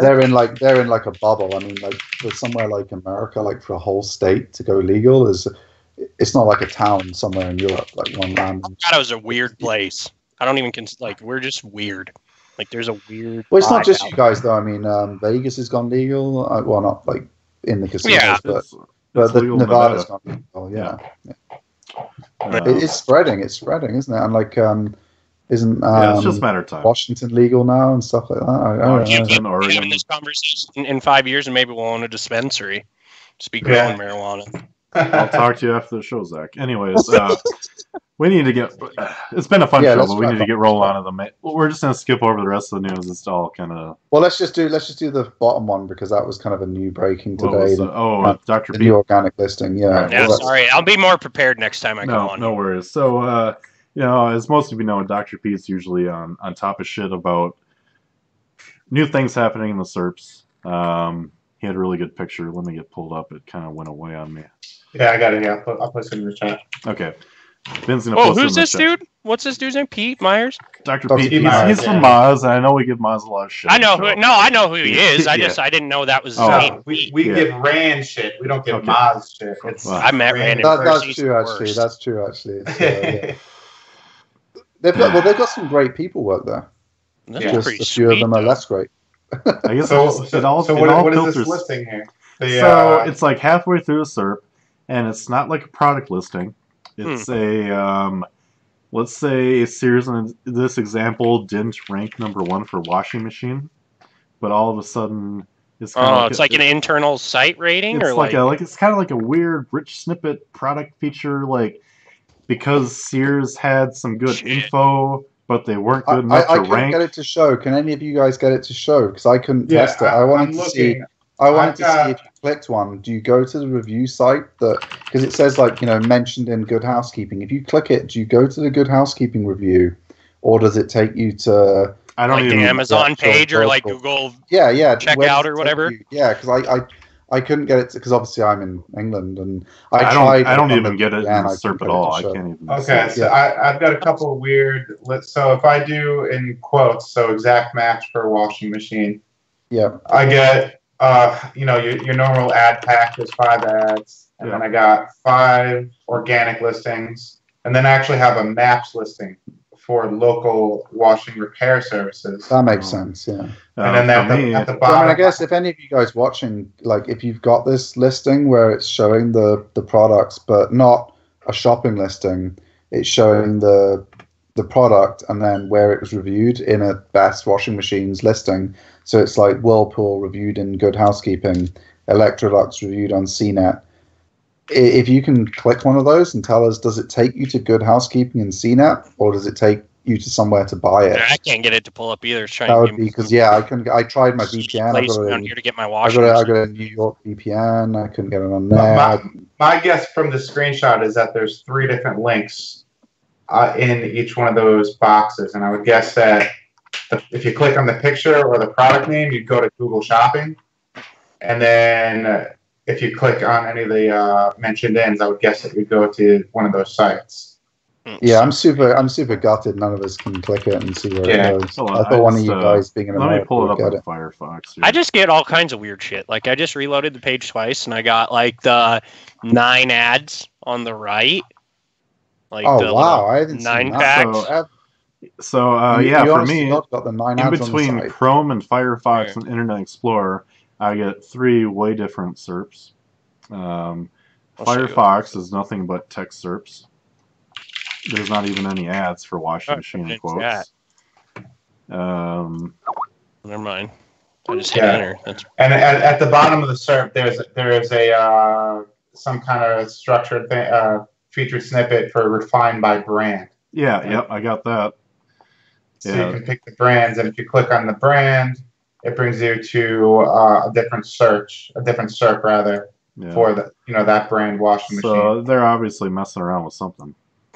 Yeah. So, like, okay, like, I haven't really, this is bad because I wrote the Buso article on schema, but I haven't really done a lot with schema lately. Like, I know you back, like, when I was pushing it a lot on IncrediJet doing messing with stuff, like, you could fake a lot of stuff. Like, right now, I see for this search result, I see 1K 5-star reviews, and I see another one that says 23% price drop instead of the star rating. And, like, so, like, I just, like, schema is so out of control, and it's kind of like... I actually just read yesterday there is going to be a structured markup or structured data penalty. Oh, geez, if I can eat one of those, better go check what I got going on. Yeah, for, gaming the feature snippets and all that, because that's, the word of the day. There's already been one of those in local. Like, if you had... trying to remember exactly what it was now. Like, because what a lot of people were doing was they were just looking at their, like, they would have their, like, Yelp rating and put it on their schema. It had to be reviews left on your site, actually on your site, not using Yelp or whatever. And there was actually a local thing to do with that already. Yeah, Jared just confirmed in the chat that there are schema penalties coming out now. Yeah, well, there's already been one. It's not surprising. Well, I mean, they're not nothing's a penalty anymore. They're just going to take your schema off. Just devalue the page. You're just going to lose. Yeah, you're just going to lose your schema if you're a bad boy. I mean, I that's one thing I will say. Like, I was doing pretty good with. Like, there was some stuff. Like, I was rich snippeting above like the first listing there for a while, but then they started like cracking down on stuff. But like, all it used to take for me was a video embedded on the page. Answer some BS question, link from the YouTube video to there, and then I'd post the YouTube video on like 3 subreddits that were somewhat active, so they'd get crawled, and then submit them to Dig, and I'd get rich snippets all day. Oh, I missed Dig. Yeah, Dig used to be solid, but I don't know. Stumble Upon I've used too pretty well, the index stuff at least. But if you were trying to rank immediately for a long tail, you just wrote your article. Bang it on Dig. It didn't even need any upvotes or any traction. It just immediately ranked #1 on Google. Google's got so much like markup now. It just makes me like so nervous. But like back when I first started doing local search too, I was like, dude, if you put schema, like the markup for local businesses on your page, because nobody was doing it back then, it was like easy money. Like, no one's still doing it now. Like we took your advice and actually did it. Like when we were talking about this years ago. Yeah, we took your advice and did it, and immediate impact. Like it's such easy money. No one understands how to do it. And I've invested some money into these local training courses that people are charging $5,000 for. Mm-hmm. None of them even mention schema. And if they do, people. Very, very limited. Like they don't even know how it works, and it's so simple to use it. Yeah. And these guys are charging exorbitant amount of money. Yeah. For these courses. That makes me so angry. We're not going to go off topic. I shouldn't even brought it up. No. Like but my thing is like some other time. With schema though, like with schema, like even just doing that, like right before, like when I was doing a lot of work, when I was working at Blizzard, I used to get knowledge graphs by just submitting their logo to Wikipedia. Sure. Like without an article, without anything, and then I'd use that to source, like for the knowledge graph, and mark it up with schema, and it would used to pop up all day. Like I'd get the knowledge graph, and now a couple companies are just still floating in there, and they're the worst. Like that was probably the time vacation rental thing I've ever seen. That was probably at the time where the knowledge graph was just thirsty for any type of content. Oh yeah, to fill out those spots. Yeah. Oh yeah, they had I mean, what was it like? Open something that you could like put your own data in. What was it called? Open. Like I know exactly what you're talking about. It's first database of stuff. Yeah, ODB or something like that. Yeah. Excuse me. Yeah, and you could put the same thing. Put your logo in there, and then all of a sudden it was like, okay, Interesting. I'm glad they've improved it from there. I mean, the knowledge graph is a bit hit and miss, but I'd say for 90% of queries I make on Google now, I'd say it's reasonable. When did we talk like last time about all this? Like probably about a little over maybe a year ago, and like it's moved that quick to where we're at right now. Like it's hard to do like even like the schema stuff. But there's so much markup people do like so much of it. Going and looking at schema.org. I mean, granted, Google doesn't maybe use a ton of it now, but like the more you mark up, once they start integrating stuff, like you're already set. Yeah. Like those reviews. I mean, obviously CNET or whatever, they've got the budget to, like when Google launches a new markup, they're like, oh, this is a review, we'll use the review markup. If you're a small affiliate site and you haven't bothered doing it, you've missed the chance to be one of the people that benefited from that during the testing and during the rollout, because everyone's going to be doing it in a year's time. And that first 6 months when 3 big brands and you were the only ones doing it, you're going to be in that top. Yeah, you're big Brandon, bud. Call me Sears. Yeah. I'm ready. Yeah, you're up there with Sears and stuff, and once everyone's doing it, you're back to your 87th place where you belong. Like, I'm telling you, it's like fake it till you make it. Like, that's what the internet is to me. Yeah. Who's that new guy that sends me ads on YouTube? SEO Sam. He's not new. He's old, bud. If I saw SEO Sam in a YouTube ad, I'd be like, what the fuck? He's doing it. I love that SEO Sam's kind of a meme. Like, but he's just, he's the same thing, bud. You want to talk about, you can't, like Steve was talking about earlier, when you get sorted in Gmail, SEO Sam is the only person I know that gets out of that sorting. Because about once every couple of months, I get my inbox hit up again, and I'm like, God, he's back again, and I got to resort it. But he's got straight to inbox. I think Google actually likes him going straight to inbox. Yeah, he's on their whitelist. He's whitelisted. Yeah. Well, he's the only manually whitelisted spam in Google history. Like, the legend. Even if you click spam, he goes straight back to the inbox. There's no exactly. There's no dodging those emails, man. So on the site, are we all taking guesses? Because I researched this website before. I researched it. I just looked at it. I've been thinking over this all week. I don't even understand how they ranked in the first place. So, and I'm glad we've got Jared watching, so I'd love to hear in a minute what he thinks. But I don't even understand how they ranked. Yeah, basically, Steve just found this thread, and he put it up in our discussion channel for the show between me and Ben and Steve.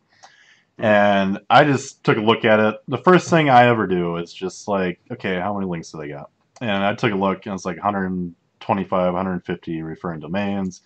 And that very second, I'm like, okay, if that guy has 10,000 hits a day off of 150 RDs. And this is a good site. Like, it's like interactive at least. Like, it's not just a... To me, I didn't even look at the site. I'm like, okay, if he only has 150 links to a site that does 300,000 hits a month, that just doesn't add up to begin with. So is this a loaded question? And then it's like, okay, you take a look at the site. It doesn't really have any content on it. It's a lot of video content. Sure, I guess It's he's using APIs, it looks like. Just using like the SoundCloud and Spotify APIs, and then... Right. So then, Steve's thought is, why is this ranking for anything? And then my thought's the exact same thing. Why did this rank for anything to begin with? So my thought is, he got caught using PBMs that were penalized or devalued. And obviously, for this amount of search traffic, and he only has 150 domains according to Ahrefs, like, there's no way Ahrefs is that far behind. This guy obviously has... And if you go look at his, like, on that thread, right, where he's talking, he's like, somebody asked him, what keywords are you missing? Yeah. One of them was Wiz Khalifa. So I'm like, okay, I'll go look at this Wiz Khalifa page. First of all, you're on an EDM website. I didn't know Wiz Khalifa was a big EDM guy. So yeah, that's my next point. Yeah. There. But anyways, that's besides the point.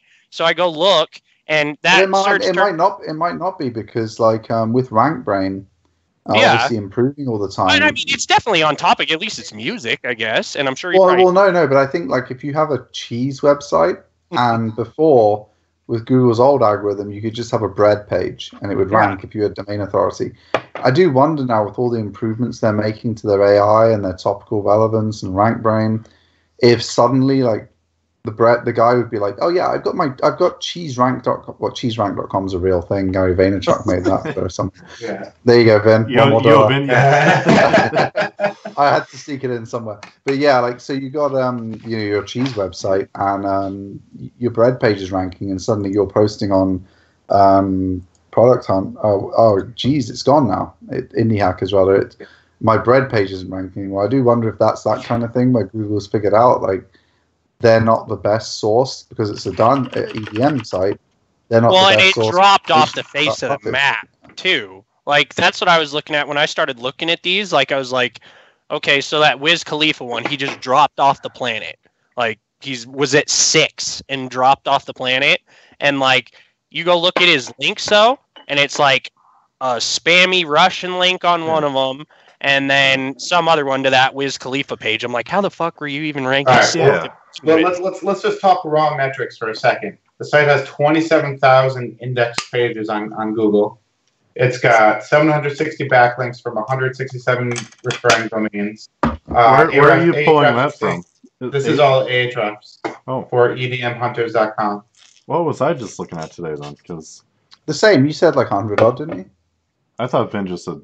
Sorry, say your numbers again. I'm sorry. He said, I think he's saying index pages, 27,000. 27,000 index pages on Google. And then referring domains that have about 167. Yeah, good luck. That's spread So thin as shit. Ahrefs, I just refreshed. It says 125. I'm not Really? trying to. I'm not trying to. All right, I'm just curious now. If we can Are you find using the HTTP Do the star. plus? You want the plus. double star, yeah. So the only thing what I'm thinking is it's either a PBN thing, which could be That got but- de-indexed maybe or something. based on the date that the traffic dropped. Yeah. That was one of those weird updates from the roundtable we talked about that, and it's September 12th. 2 of my websites had huge traffic drops that day as well, but I've What's already happened since? Recovered, yeah. Yeah, I've already recovered, but this guy has not, obviously. Well, and So- if you search like one of his keyword terms, like Wiz Khalifa songs, like there's some big ass websites Right. up there. I'm surprised he was Which- even hanging out at 6. Yeah. Yeah. I mean, that's why it's kind of like a weird.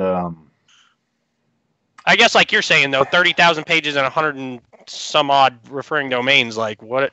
Like maybe to me, like he should have known.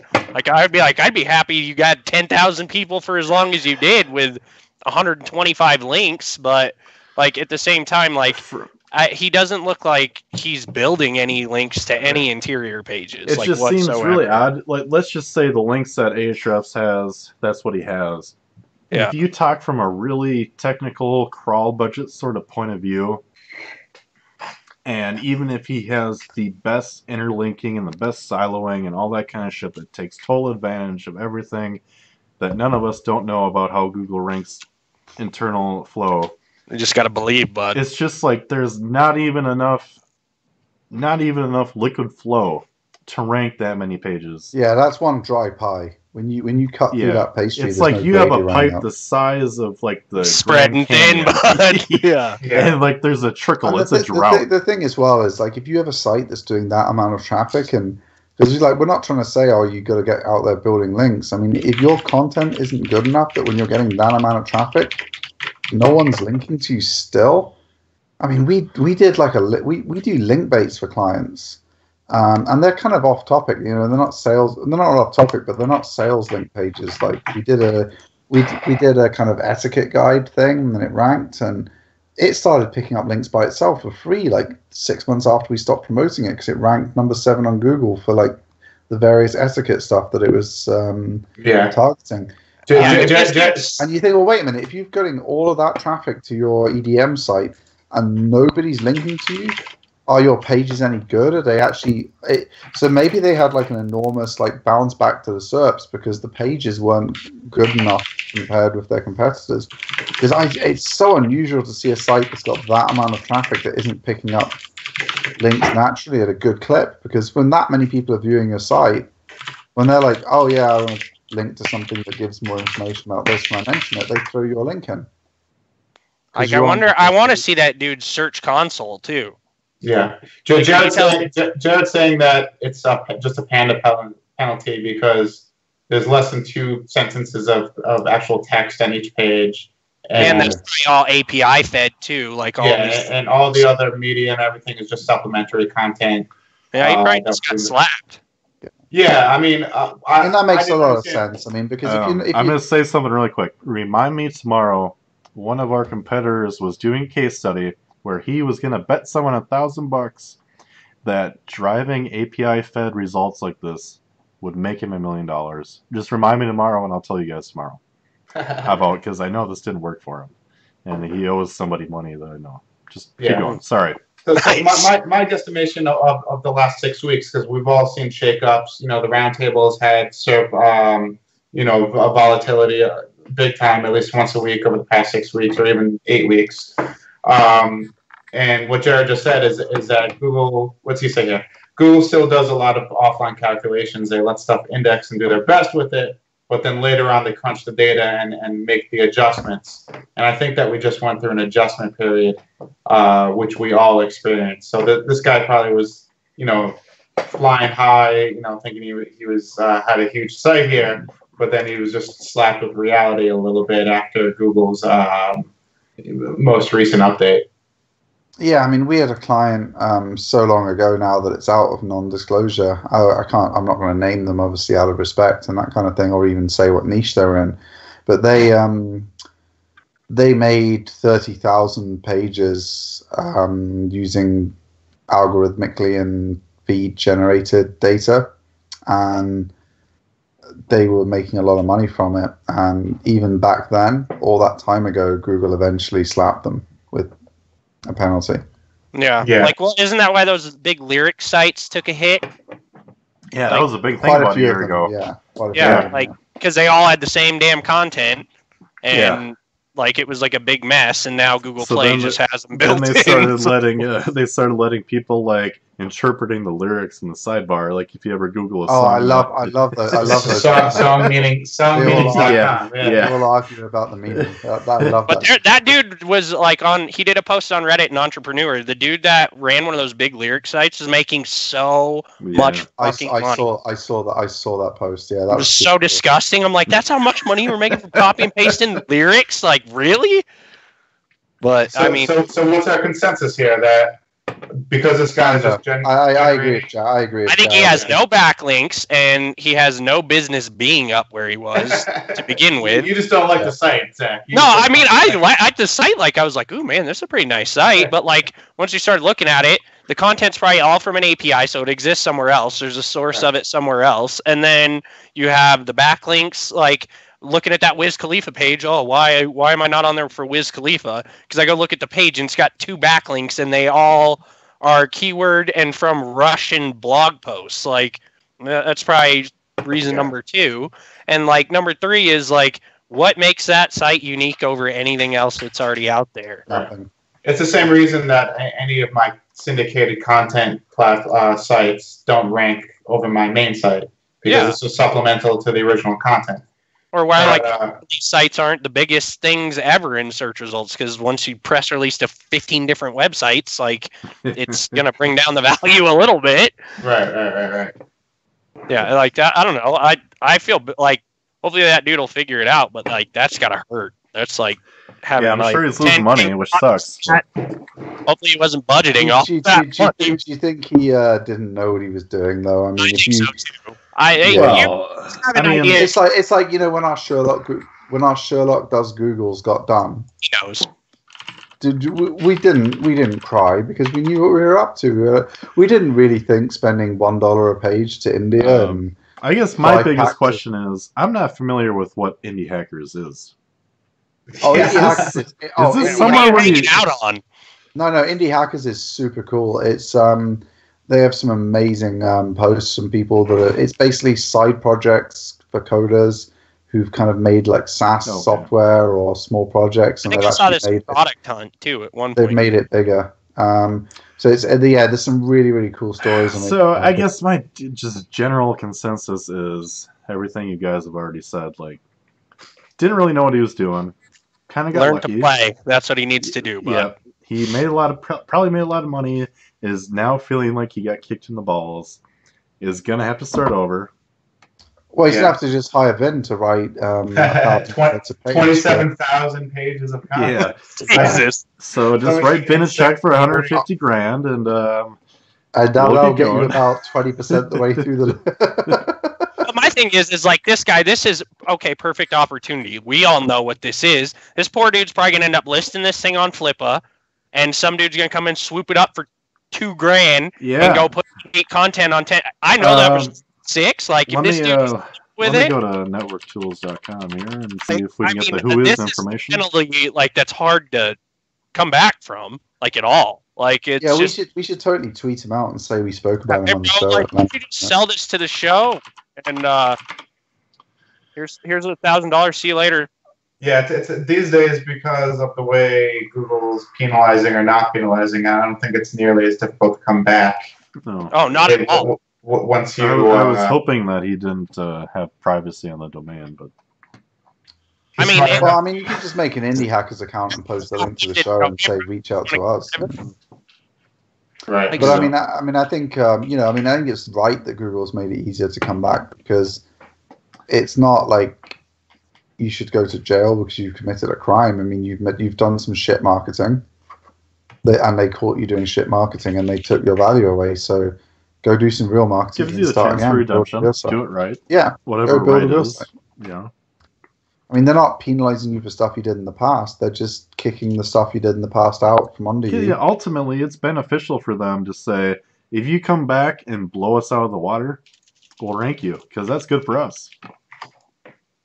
Yeah, because you want good sites to come back. I mean, if this guy, I mean, maybe like the reason they got big in the first place and they got some coverage is because he was good at uncovering the new acts and stuff like that. You know, it's and almost just a he got lazy. of incomplete information. Like, you know, it's obviously hard to say. We don't know. Who the fuck knows what this guy's up to? No, but like that's what I mean. Like that's where you get into it's like I'm in a little over my head here. Yeah. Like that's where people like buy something like on Flippa or something like that. Like that's doing really good right now, but like if they don't understand how the algorithms affect stuff, like you can still use spam to a certain extent. Like if you overdo it, you're going to get popped. And like if you don't know that and you're selling a site in the point where you're not getting popped yet, people buy it and like, oh man, all my traffic disappeared. Well, because you got penalized a week after you bought it. And like if you don't know how to come back from that, that's why if you wanna sell your site, you have to be a little bit cleaner. Because I know a few guys in the like venture space that buy sites, big portfolios of sites. If you have used a PBM at any point in the process, they won't buy your site if they can pick up on the fact you. Oh no, and like I would never, like, to be honest with you, like if you can't do a backlink, basically like look at their backlink portfolio and see, okay, like these are legit links, these are where they're coming from. Like if you can't do that, you should not be going out and buying a website that apparently is making you make money. I don't mean people will buy them, as obviously as Finn found out from his blog post. He talks a lot about that. People will buy them, but you also disqualify certain buyers. It's like if you have a business and interested because of that. Some like legit business guy comes in and like your business is for sale, and he just sits down and he's like, "Let me see the books," and you just kind of hesitate, like, "Well, I mean, we're doing this much and this much." And he's just like, "No, I just want to see your fucking books. Let me see the bank statements. Let me see the invoices. That's all I give a fuck about." And, Jason Scher in the chat kind of brought up a good point that I obviously didn't look into. He said every single song is marked up with schema. Do you think? I don't know what the schema is marked up as. Is there some sort of it's API fed? So did he write a wrapper like that for the API, or is it like some software? I wonder, or is it because like basically to me, as far as like I've seen, is like if you're using an API, say like something for a news feed or something like that, or like say Reddit, if you're going to use a Reddit API to list Reddit posts on your blog, like they're going to give the actual value to the Reddit posts first before they give you the API stuff. So like even if it's marked up, I don't think the schema, I don't think that'd be the penalty. I think it's more of he either had a PBN or he had some sketchy links that ended up getting devalued, or maybe they had a screw up with the algorithm and he was just hanging out up there for a week. Like it's hard to know without seeing like all of his stuff. I'm looking through like the schema of a song, and it's he has the same as, so he's saying everything's the same as Facebook, Twitter, blah blah blah. Yep. If the complicant duplicates across that, and That just seems like a pretty heavy schema penalty. I think you got other Yeah. problems other than that, but it definitely could be. Like, if you're overdoing it, I'm sure they're probably like, "Hey, bro, calm it down with that." You know, like, Well, by the sounds of it, he has like not enough links. He has Russian links. He has Panda issues because he's not got enough content. I just think he got It's cut all out. it's all API driven. he got and lucky. He was and making it over- until he made it. He's Yep. overused schema. It sounds like he's kind of he's pushed every like tool to the limit, and it's worked until it didn't anymore. Right. And I think that's one thing, you know, I say that to everyone. People are like, oh, you know, I mean, we try not to give advice to our clients because we're a vendor, you know, like, and we're not charging to be an SEO consultant. And people say, oh, you know, how many, you know, if I push an anchor text, how much can I get away with? And I always say to them, look, it works until it doesn't. You know, if you push it at all, like if you want best cheap loan Kansas over and over again, it'll work for 6 months, a year, 5 years, who knows? So that manual review comes But around. there will be a day when it doesn't work, and that's your decision, not mine. It's your risk profile. To me, like, you guys promote, like, so just for example, you guys did the content and the links on Miami Helicopter, and we did that page for like the anxiety of flying or something. It was so crazy.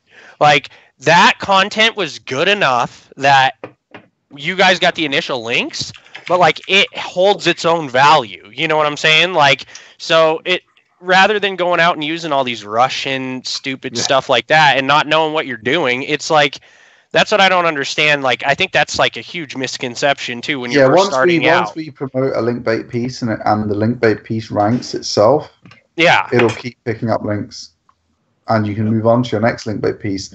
So it's not like you spend the budget with us, that you do a link bait piece, you build 20 links from us to it. If that's enough to make that link bait piece rank, which if it's long enough and good enough, it will, you're going to keep picking up links from that by itself for free. And that can then you have us move on to website by itself. Like one thorough piece like that, and you don't need to go get all these 8,000 different links from the SEO Sams of the world and stuff, you know, like, but it just doesn't make sense to me. That's like one of the biggest like pet peeves I have. Like, I'm sure you guys have with clients. Like, I don't want to be a consultant, but I know they'll go do something stupid. Like, oh, I got an email from an SEO Sam that said, my Google stuff's all messed up and I need to go order this right now.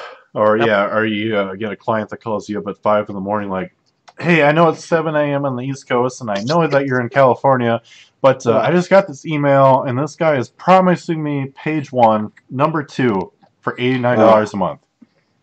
And you have to say, thanks for the call. It's 4:49 in the morning. I know. Like, I can only imagine. Let me tell you, you're welcome to breach your contract. You've caught me at a bad time, so I'm going to be very blunt. You can breach your contract and give me the 10 grand you owe me. And you can spend the extra $50 on this guy, because I'm sure it's going to work out. Yeah. It's funny because, like, I know you guys are in the service business, especially in this industry. Well, you know, the best thing we ever done. We work with, for the most part, we work with people that understand exactly what they're buying. They know what they want. They want the quality, and they know what they're getting, versus sitting down with certain business owners across the country that, okay, I've hired you to spend a lot of money. They'd spent a lot of money with us. But then, well, I've read such and such online that contradicts what you said. I shouldn't have to be spending $3,000 a month with you. I should only have to spend $300. I should only have to be spending 10% to get the same results. And it's like, okay, I'm going to sit down with you for 2 hours, walk you through our entire process, why we blow the shit out of our competition. And yes, we're more expensive. But your average ROI is about 10,000% more. But, hey, again, that's all I'm going to do these days. Go ahead, breach your contract. Yeah. You got to pay for it. And then you can go pay that guy $50. I don't really care anymore. It's just so exhausting. It's tiring. It's... Oh, I had a customer, like, they'd set their Google Analytics up incorrectly. So they honestly believed they had a 0%. And then you sit down with them. They honestly believed they had a 0% abandonment rate on their shopping cart. But it turned out it was 98%. On the whole internet with a 0%. And they refused to fire their existing marketing company that was charging them $15,000 a month and was losing money off their campaign but they wouldn't pay us at $1,500. They were running a pay-per-click campaign that was losing them $5,500. Fucking insane. But you know, I'm a liar because I don't believe them that they have the world's only perfect shopping cart where no one, not one single person. So I tried to buy something from them and we had them on the phone on a conference call. I just abandoned a cart. Tell me what I abandoned in my shopping cart. No one's even been on the site today. I'm like, really? Oh my god. I'm like, really? Because I just had like 20 grand worth of such and such in there. They kicked us off the board conference call because we were shenanigansing them. Yeah, trying to. And it's still, in my opinion. Needless to say, I wouldn't take a call from them again. That was the end of our relationship. That's exactly why. No, you guys are done. That's why I don't take any on local clients or even national clients. You know, when you deal with corporate clients, they have to approve everything through a bureaucratic corporate bullshit scheme. And then local clients are the guys that think they know better than you all the time, every time. So it's just, you might as well deal with the small market of people that know what they're doing. And I love working with like someone who has a job title like head of SEO, head of marketing, chief marketing officer. Those people that they've spent enough time in the industry that, like, not every CMO necessarily understands SEO perfectly, but they're not going to. Yeah, they at least have an idea. Yeah. Yeah, they know enough to assess your proposal and what you're going to do for them. They're like, yeah, we need links. Do you guys I need content. Do you guys do still like the full, like, Steve, you guys do this still like link? That's what you guys are doing, right? Same stuff. We do link building, we do public relations work, and we do influencer marketing. Nice. And I mean, like, honestly, like, that's like when I was working at Blizzard and I had 30 clients, like, I don't have the time to do that. So it's like, when I was there, they used to just look at people's backlinks and be like, oh, well, they need to build backlinks. I'm like, well, you guys are charging them for SEO. Isn't that what you do? Like, or what do you guys, like, so when I first started there, I used Ben Roland and all his directory bug stuff, like, for, like, local citations and stuff like that. Okay, yeah, got the citations done first. Like, vacation rentals, always do the like citations first, yeah. And, like, that right there, to me, I'm like, cool, I know local search now for the most part. Like, this is how hard it is. Jesus. Yeah, I mean, citations is 70% of the game, for sure. Yeah. All right, guys, we're pushing 2 hours, so I think we should move on to reviews. Yeah, let's skim through the reviews. So Garrett's gone, so we'll jump into me, and I'll do.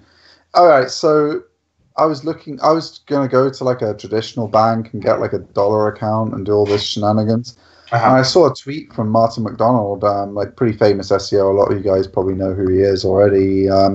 Used to be head of SEO.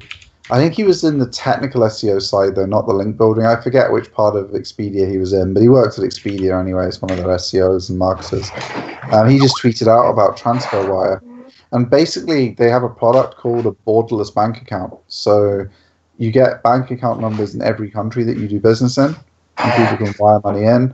But the beauty of it is you can connect it up to, one of their selling points is you can connect it up to your Amazon affiliate account in different regions and keep the money in dollars. And so say I was selling into America and I had loads of money coming in from Amazon US, I can keep it in a dollar account until the exchange rate's such that I want to move it into pounds again, or never if I keep paying people in dollars and it goes out again. So it's kind of PayPal does that for you, obviously. Yeah, I was going to say that you do that with PayPal too, right? You obviously pay the PayPal fees when people pay you. If you've got someone with a $10,000 contract, obviously those 3% a month PayPal fees, you're talking $3,600 a year. Yeah, that's not very nice. If you can get them to send you a bank wire at transferwire.com, you're not paying that $3,600 a year. You're paying no, it's virtually nothing they charge. So and the fact that you can hook it up with Stripe, you can hook it up with your Amazon affiliate account. You can get clients to bank wire you. I think for like internet marketers and because we all work in a global world now, I think for all of us, these kind of startups are super cool. It's kind of like Stripe, but for fake banking instead of fake credit card processing. And I say fake like in a kind of tongue-in-cheek way. Like Stripe is like an abstraction to the credit card system. Like, you don't have a direct terminal. You can't use Stripe as a virtual terminal. It's against the terms of service. But for all the other purposes you use it for, like people putting their own card number in voluntarily, not on the phone and stuff, it's just the same as having a real terminal. And this is kind of the banking equivalent of that. It's not a full bank account. They're not a bank, but it gives you, 9 out of 10 of the benefits. So that's why it's my review. That's pretty solid, especially if you do a lot of international stuff. Yeah. I think Steve knows best, obviously, because I think for our business, this will probably save us somewhere around $8,000 a year in fees. That's great. Yeah, that's just money straight out of money our in your pocket. Yeah, I'd rather we had it than PayPal and Stripe and everyone else. So. And Steve and I have both talked in the past. We're happy to pay fees for. We have a pretty good reputation with PayPal. Never had an issue, but I mean, when someone's willing to come in for $8,000 less a year, $8,000 to $10,000, that I mean, it's a significant chunk of money for each of us just to go dick off on roulette or something. Yeah. Oh yeah. I mean, next. True though. Yeah. Next. When we cut costs in the business, it doesn't usually end up in our paychecks, but Yeah. It goes somewhere else. So. Cool, man. All right, who's up next here? We'll go back to Garrett. Okay, cool. I had to take a little break there. This week, so I think... take breaks, remember off. I think in the beginning of the show I was talking about switching from XSplit to vMix possibly. So I was going to review vMix, just my preliminary results. I think XSplit is a lot more set up for guys that are live streaming games or maybe just doing some one-person podcasts and stuff like that. And it works decently, but we've noticed some things on the show where obviously Steve is overseas, but Vin and Zack today are in the country, so it's not a huge thing for them to upload to me, and everything looks crystal clear on Skype, but as soon as it comes into XSplit, it's really laggy, it's choppy, and like dropping frames and stuff. Yeah, it's not even a question of it going from me to YouTube. It's in my machine. It's an XSplit problem. Yeah. And it's like, I'm running a decent machine. I'm not afraid to say that I spent too much money on it, blah, blah, blah. It should be able to handle 1080p at 30 frames per second. And I've worked with XSplit, and we've gotten, just watching, it's better than what it was in the past. It's still not acceptable to me. From what I've been testing with vMix, there's definitely a learning curve. It's for someone that knows how to do video production. But I think, with the 60-day trial, I'll have to actually focus and do stuff and learn it.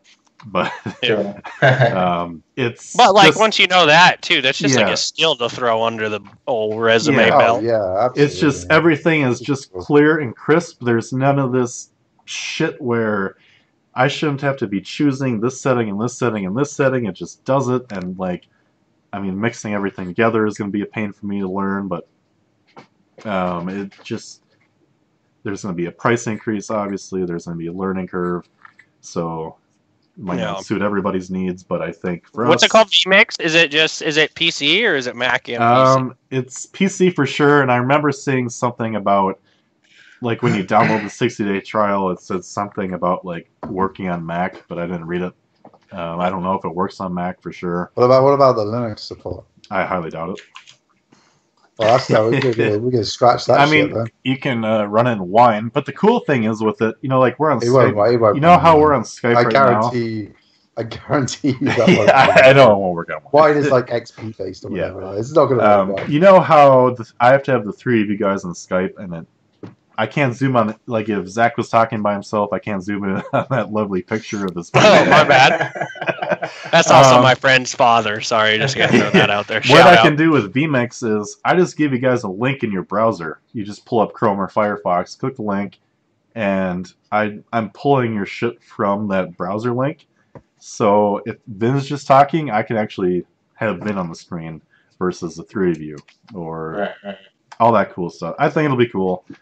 I'll update you guys. Nice. That's my review. I'm on the surface anyway. I'm not really on Linux for the show. So I guess, well, if you're doing video stuff, so what I am going to bring, like, I'm a Mac person. Sorry, Okay. I know a lot of people hate it, and I understand. Like, believe Can me. we hang up? But on them? I've always been an Apple person. I don't know why, and like I you can look me in the face all day and tell me that like a PC is a way better buy, and I'll still buy a Mac because I'm just comfortable on it. So, Yeah, fair but enough. I use Final Cut Pro. So I've been doing a lot of video stuff because when I worked at Blizzard, we used to have this company that do drone flyovers of these huge properties, to show the property. Well, these dudes wouldn't even like slap a logo intro and some weird music on it and put it on YouTube. So I'm like, hey, dude, if they'll like do that, like I can do that really quick. So I bought Final Cut Pro, and there's this website called Pixel Film Studio, and it's basically Final Cut Pro plugins. So like for corporate intros, things like for videos, stuff like that. Like just like if you go to like Team Forest or Code Canyon, whatever their graphics one is, where you can buy After Effects like plugins and stuff like that. It's basically like the Mac version of that. But they all work with Final Cut Pro. And I mean, it's so easy. You take like a logo and it does like some little intro animation. You put music to it and, you can make services, like a little service slideshow basically. And then boom, there's a $200 video. And like people buy that all day. Like, but it just makes it easy. My big thing is like I've always been a person like I'll learn how to do something first, but then I like to automate stuff. Like, because I don't know, like if I'm lazy, probably that's it. But like, so this takes like a third of the time. I put a logo in and upload it, and it looks like it's like halfway decent, like professionally done. And I've slowly been learning how to edit videos. And I don't know, I use YouTube to rank a lot of shit still. And I've converted a private jet booking from YouTube. I have a Really?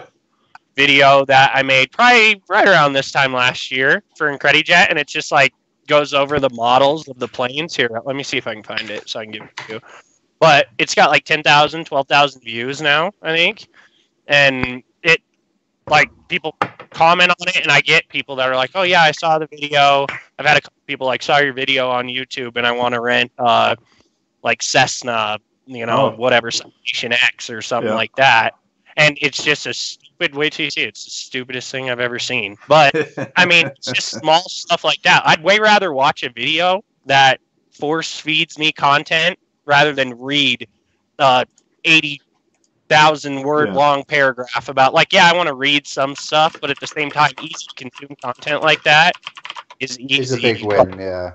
Easy sell, easy share on social media. Oh, it's got 20,000 views, so it must have been us. Wow, it's ramped up since you last looked. Yeah. I mean, I honestly, like, it's That's pretty cool. But I mean, it's just a video that legit shows the inside of these airplanes, and like, don't sue me, Google, but I stole most of this content and YouTube, and then like put filters over it and added some of these effects from. That's where I started using the Pixel Film Studio stuff. So like where it'll be split screen, and then you just fill out the basically like it's like an outline that has like just bullet points of like features for each jets. Then just something small like that, and yeah, it's got 20,000 views and 85 likes or whatever. But like, video to me, especially with this younger generation, like with the Snapchat and Vine and how big that used to be, you know what I mean? Like, people consume like videos so easily. Oh yeah, like video is the biggest traffic user on the internet now. It's blown everything away. It's insane. Yeah. So like, and like that's, I mean, as simple as that. It took me probably about a solid 20 minutes to make. Like, that's how quality that was. And like, but I mean, like, I do that with everything now. Like the cryptocurrency stuff I'm doing, I'll do a review of like crypto coins. Here's the white paper. Here's what the chart looks like for the last week. Here's the price right now. Here's the current market cap. And these are all screenshots from websites I visit. And it's just, here's some sweet dubstep music. And boom. And then I link from it in the post. And all of a sudden that link indexes super quick because it's YouTube. And Sure. It's a good way to get like some of those hard index like inner articles, like especially if you embed the video on the page as well as link to it from the top. Like it's good, but I like video editing too. So cool, man. The Macintosh, good, like that's super good. Well, I mean, that to be fair, if you're doing a lot of video, you are better off on a Mac for the most part than a PC. I mean, it's more. I love the Adobe suite. There's more tools. Final Cut Pro is $200 one time. Adobe's like $50 a month. So I'm like, okay, well, just. Do you know how to use the Premiere Pro pretty well? Okay, I'm gonna start asking you questions because we pay for it. I don't know how the fuck to use it. Yeah, no, I got a buddy he does like a lot of like the Red Bull and like X Games stuff up around here, like Winter X Games, a lot of drone footage. And he just smokes so much weed and hangs out at his house in Boulder. I'm like, hey man, how do you do this edit? He goes, just go get this plugin, $25, it'll solve everything you need. I'm like, okay, cool. I want to learn this anyway, so. But I mean, plugins are amazing. It's bad to say because it's kind of like the WordPress thing. Like you can make any website. 8,000. Well, it's good. It's good. Why not? I mean, like, why reinvent the wheel for every video you make? It's stupid. Yeah. Cool, man. All right. So where does that leave us? Vin. Yeah, Vin. Sorry. Yeah.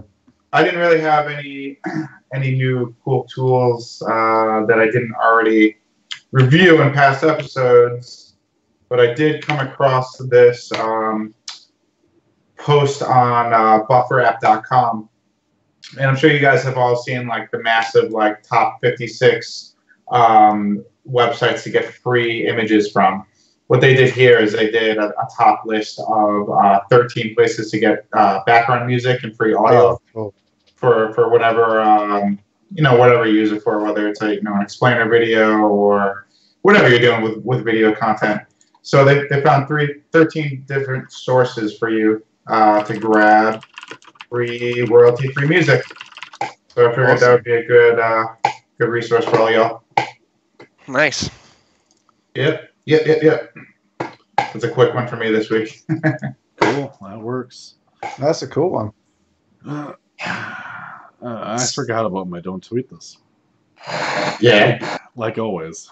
So maybe it could be don't forget your fucking don't tweet. Well. I mean, it's you already did it at the beginning of the show. It's don't drink Stella in front of a green screen. That's right. Yeah. Always be mindful of your surroundings because you never know who's going to listen. There's plenty of beers in a brown bottle. You could have picked. I don't really know. I don't really drink Stella very often, but it's less flavorful than I remember. I don't like it. I don't like it out of the bottle. I like it draft only. I don't really get it. I know Little John's watching. This is his favorite beer, and I gave him shit today because yesterday. Like the Little John? No. I was like, dang, you guys are doing it. If you watched last week's episode, we had our Little John on the show. Yeah, I did watch. That was a taxi cab one, right? Yes, that's Little John. Call him Little John because he's from my uni, and he's very short, very Asian. Nice.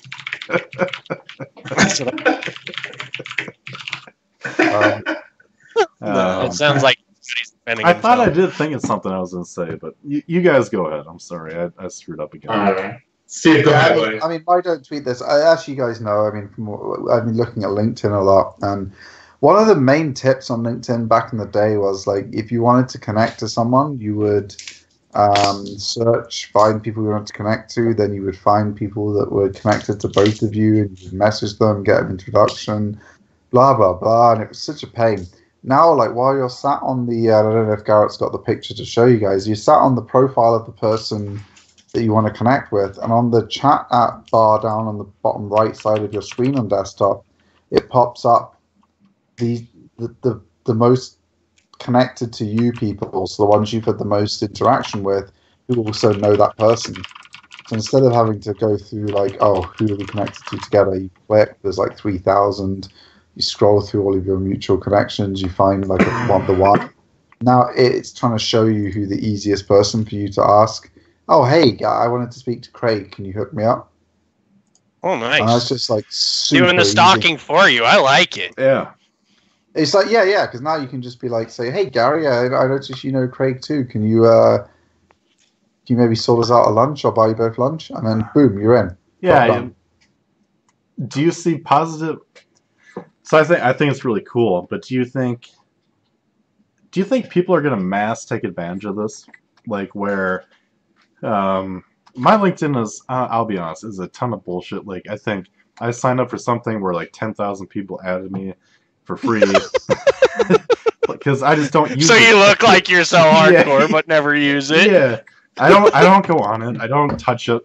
But it's like, so let's just say out of these 10,000 people connections I have, they're all bullshit to begin with. They're all people in the same boat as me. Well, yeah, but they're not going to be people that you're trying to connect with. Like you're. Well, let's just say say someone who knows you wants to meet me. Like, what do you tell them? Okay, there's the situation. Because why are you referring this dude that's trying to sell me SEO services? Because that's what my friends would do. They'd be like, hey, this guy needs help with SEO. I'd be like, oh, okay, cool. And then it's a guy like, hey, sir or madam, I have many clients for you. You know what I mean? So how do they filter against that? Yeah, show me Vegeta and boobs. Yeah. Bobs. Because, I mean, to be honest with you, like, if somebody asks me... it's like all right. But say I want to meet someone in my town, and my accountant shows up on that list. Yeah.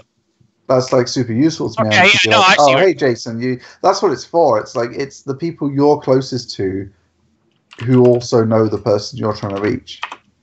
So you can go to someone who you trust and know and message them and say, hey, I can't believe it. You know Craig too. All right, so I'm just using a really polarized example. Like, we've talked about who I want to target in certain industries, right? I have a really retarded LinkedIn community on myself that probably maybe we should do a show on cleaning up your LinkedIn community. And well, now all of a sudden, what's stopping me and the 10,000 other people that have done what I've done from just spamming like, I want to talk to this guy, but you're the only person in the middle. Do you think maybe I'm really like the roadblock?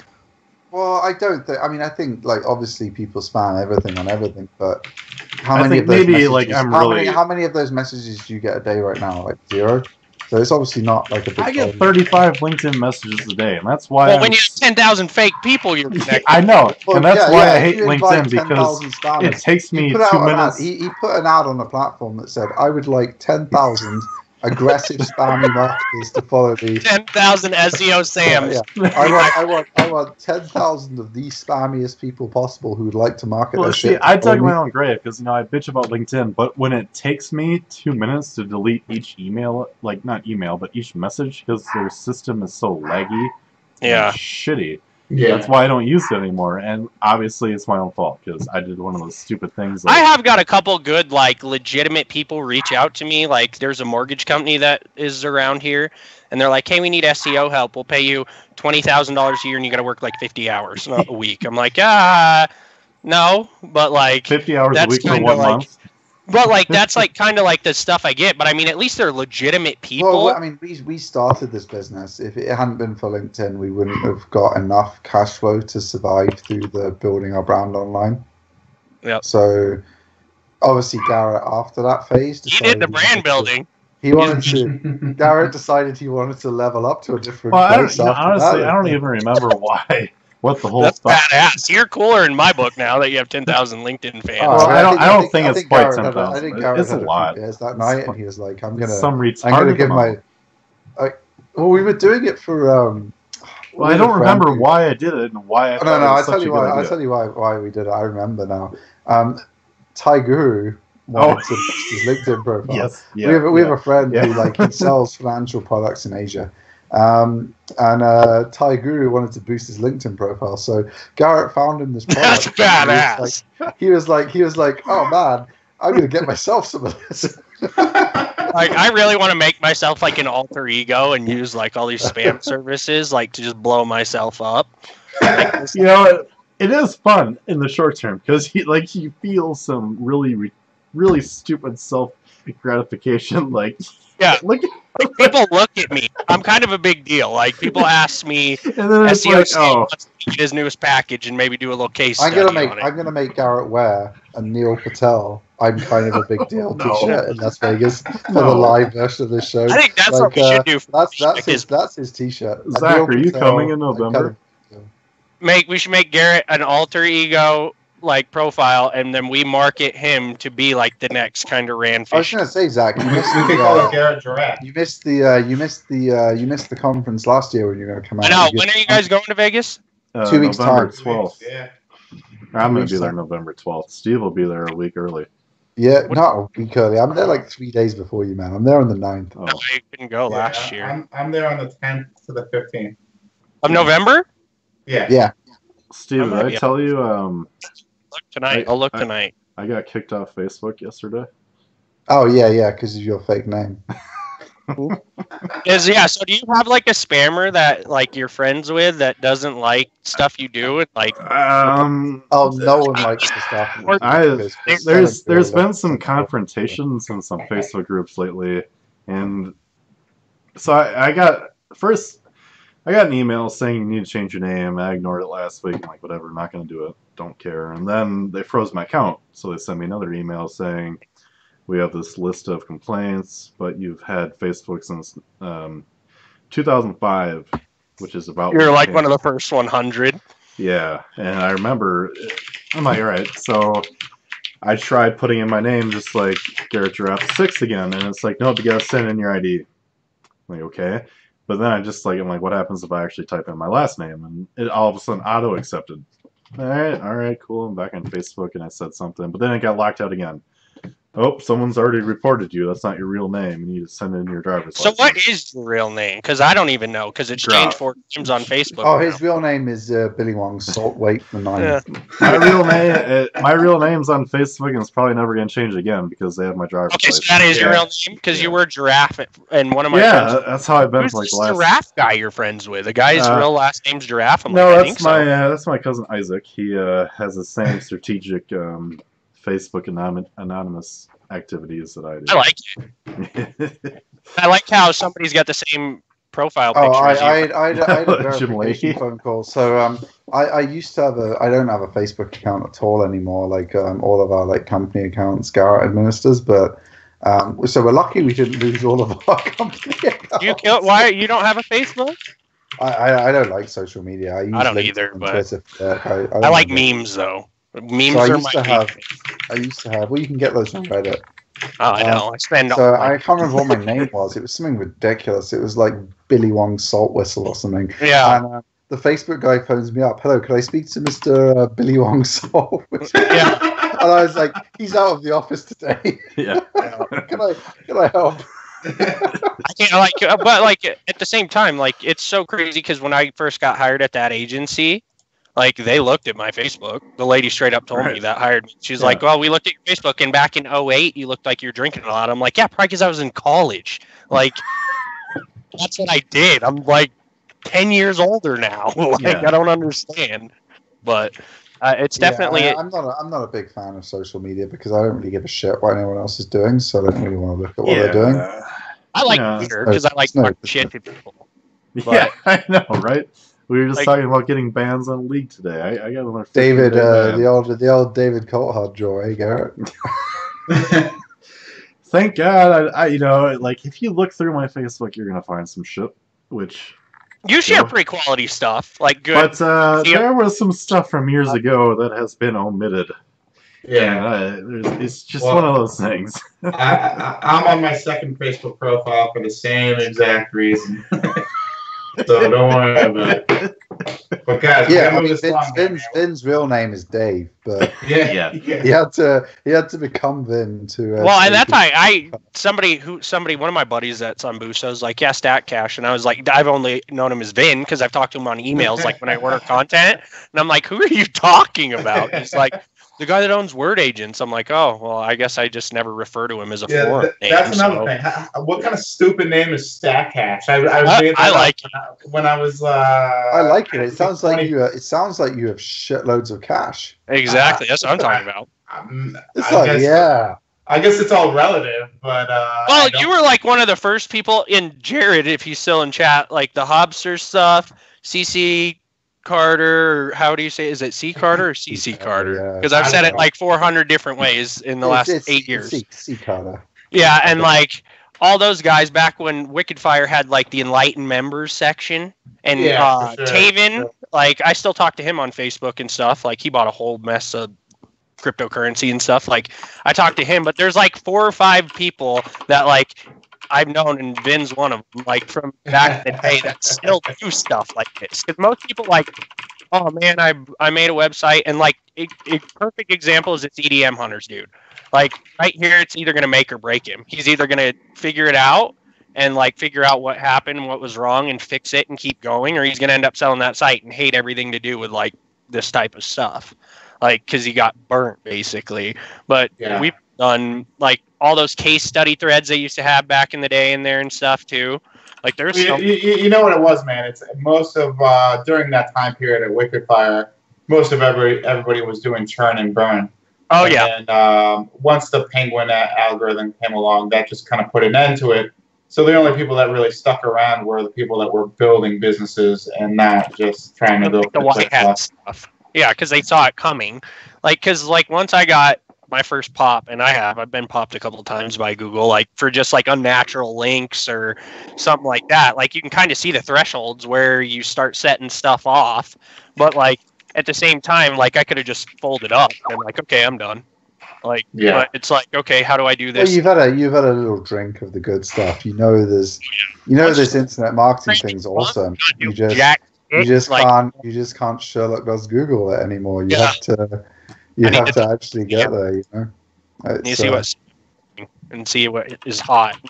But like, I mean, look, we all have a good life now because of internet marketing. I mean, I'm so grateful for the internet and the fact that we can live the lives that we all live from it, and we're not even big dogs in the industry. Like none of us, like we spoke about earlier, none of us are in private jets every time we fly or any of that bullshit. And I can get you one though. We're halfway there. I'm still waiting for my quote. I was expecting like a call 2 minutes later. I know, hello, sir.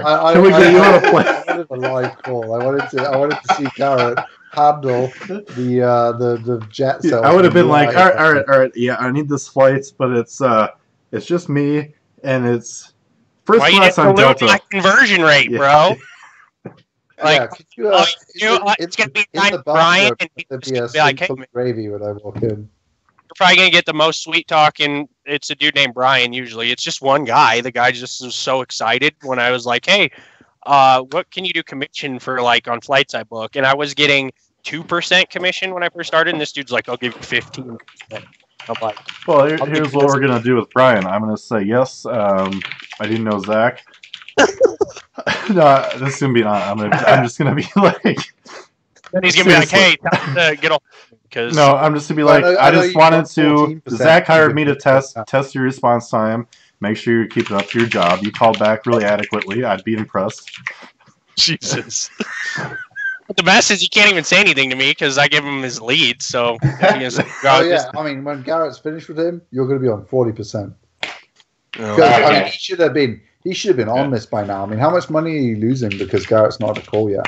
I don't know. We're legitimately looking at a jet for next year to take like 10 clients to the Indy 500. I mean, you think about it.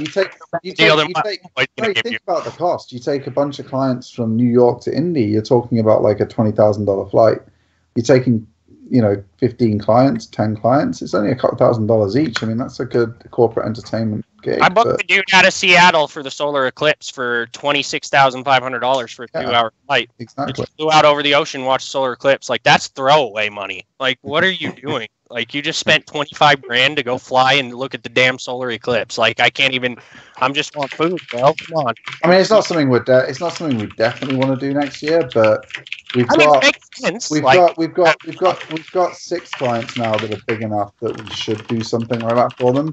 If we get 4 more, so we've got 10 that we can put on the plane, we're 100% next year. So we need 4 more. So if you run a big agency and you want to give us a go and you want to compare us to Chubby Bill and whatever these other fuckers are called that you're using right now, you want to see what 10 real links look like instead of 10 fucking Chubby Bills, Give us a try. We'll get your agency on board. And if you're one of the next 4 big agencies that sign with us, you're on the list because we already have 6 slots filled. Once we fill the plane, we're going to meet in New York, and we'll fly you into New York from wherever you are, first class, so like the $600 flight, no problems. I'm going to get a private jet from New York. Ben's on the plane. This guy's booking the plane, so you know he's going to be on the plane. All right, boys, we got to wrap up. This has been a long show, which is okay. I don't know, this is where the fuck are we? Ben, do you have something to say? No. I'll save it for next week. Okay. All right, well, thank you for bringing me up.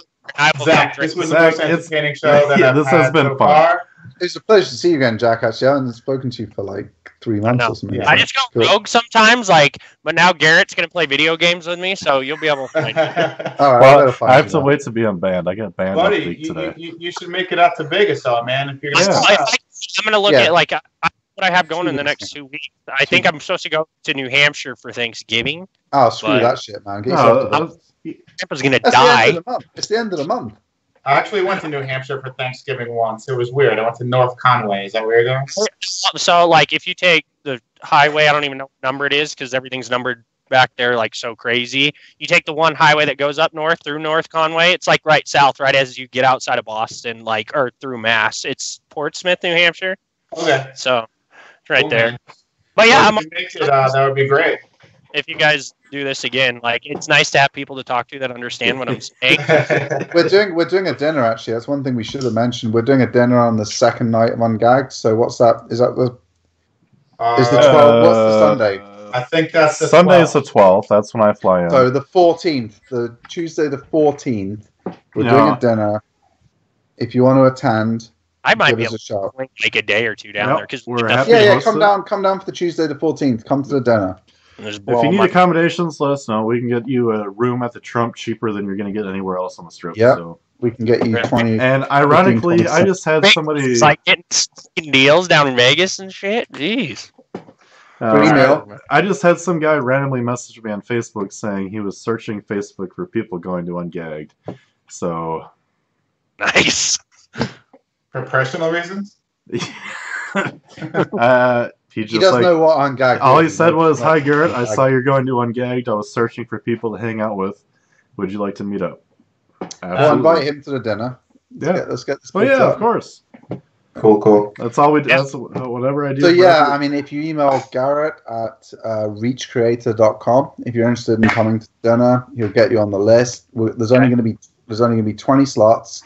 Obviously, a few of them are taken already, so there's probably really 15 slots. So get yourself on the list. But give me 2 days and I can figure it out. Sure. I just need to see what the hell I'm doing. Yeah, absolutely. I mean, I think our rate at the Trump is an average of $115 a night, including the weekend rate. So if you're only coming during the week, $100 a night. That's swing is probably a Monday to Thursday because flights are that'd be perfect. Yeah. That's what I'm coming in Sunday morning and flying out Thursday morning. So sweet. Yeah, I'll talk to you, and I'm friends with Garrett on Facebook too, so we'll figure it out.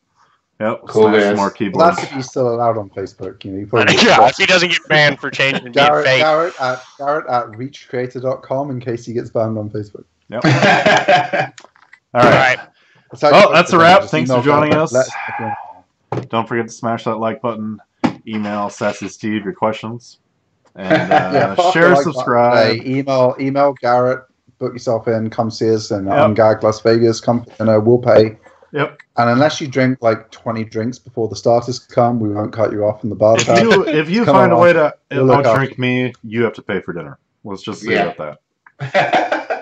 All right, guys. All right. See you next week, 7 p.m. Thursday.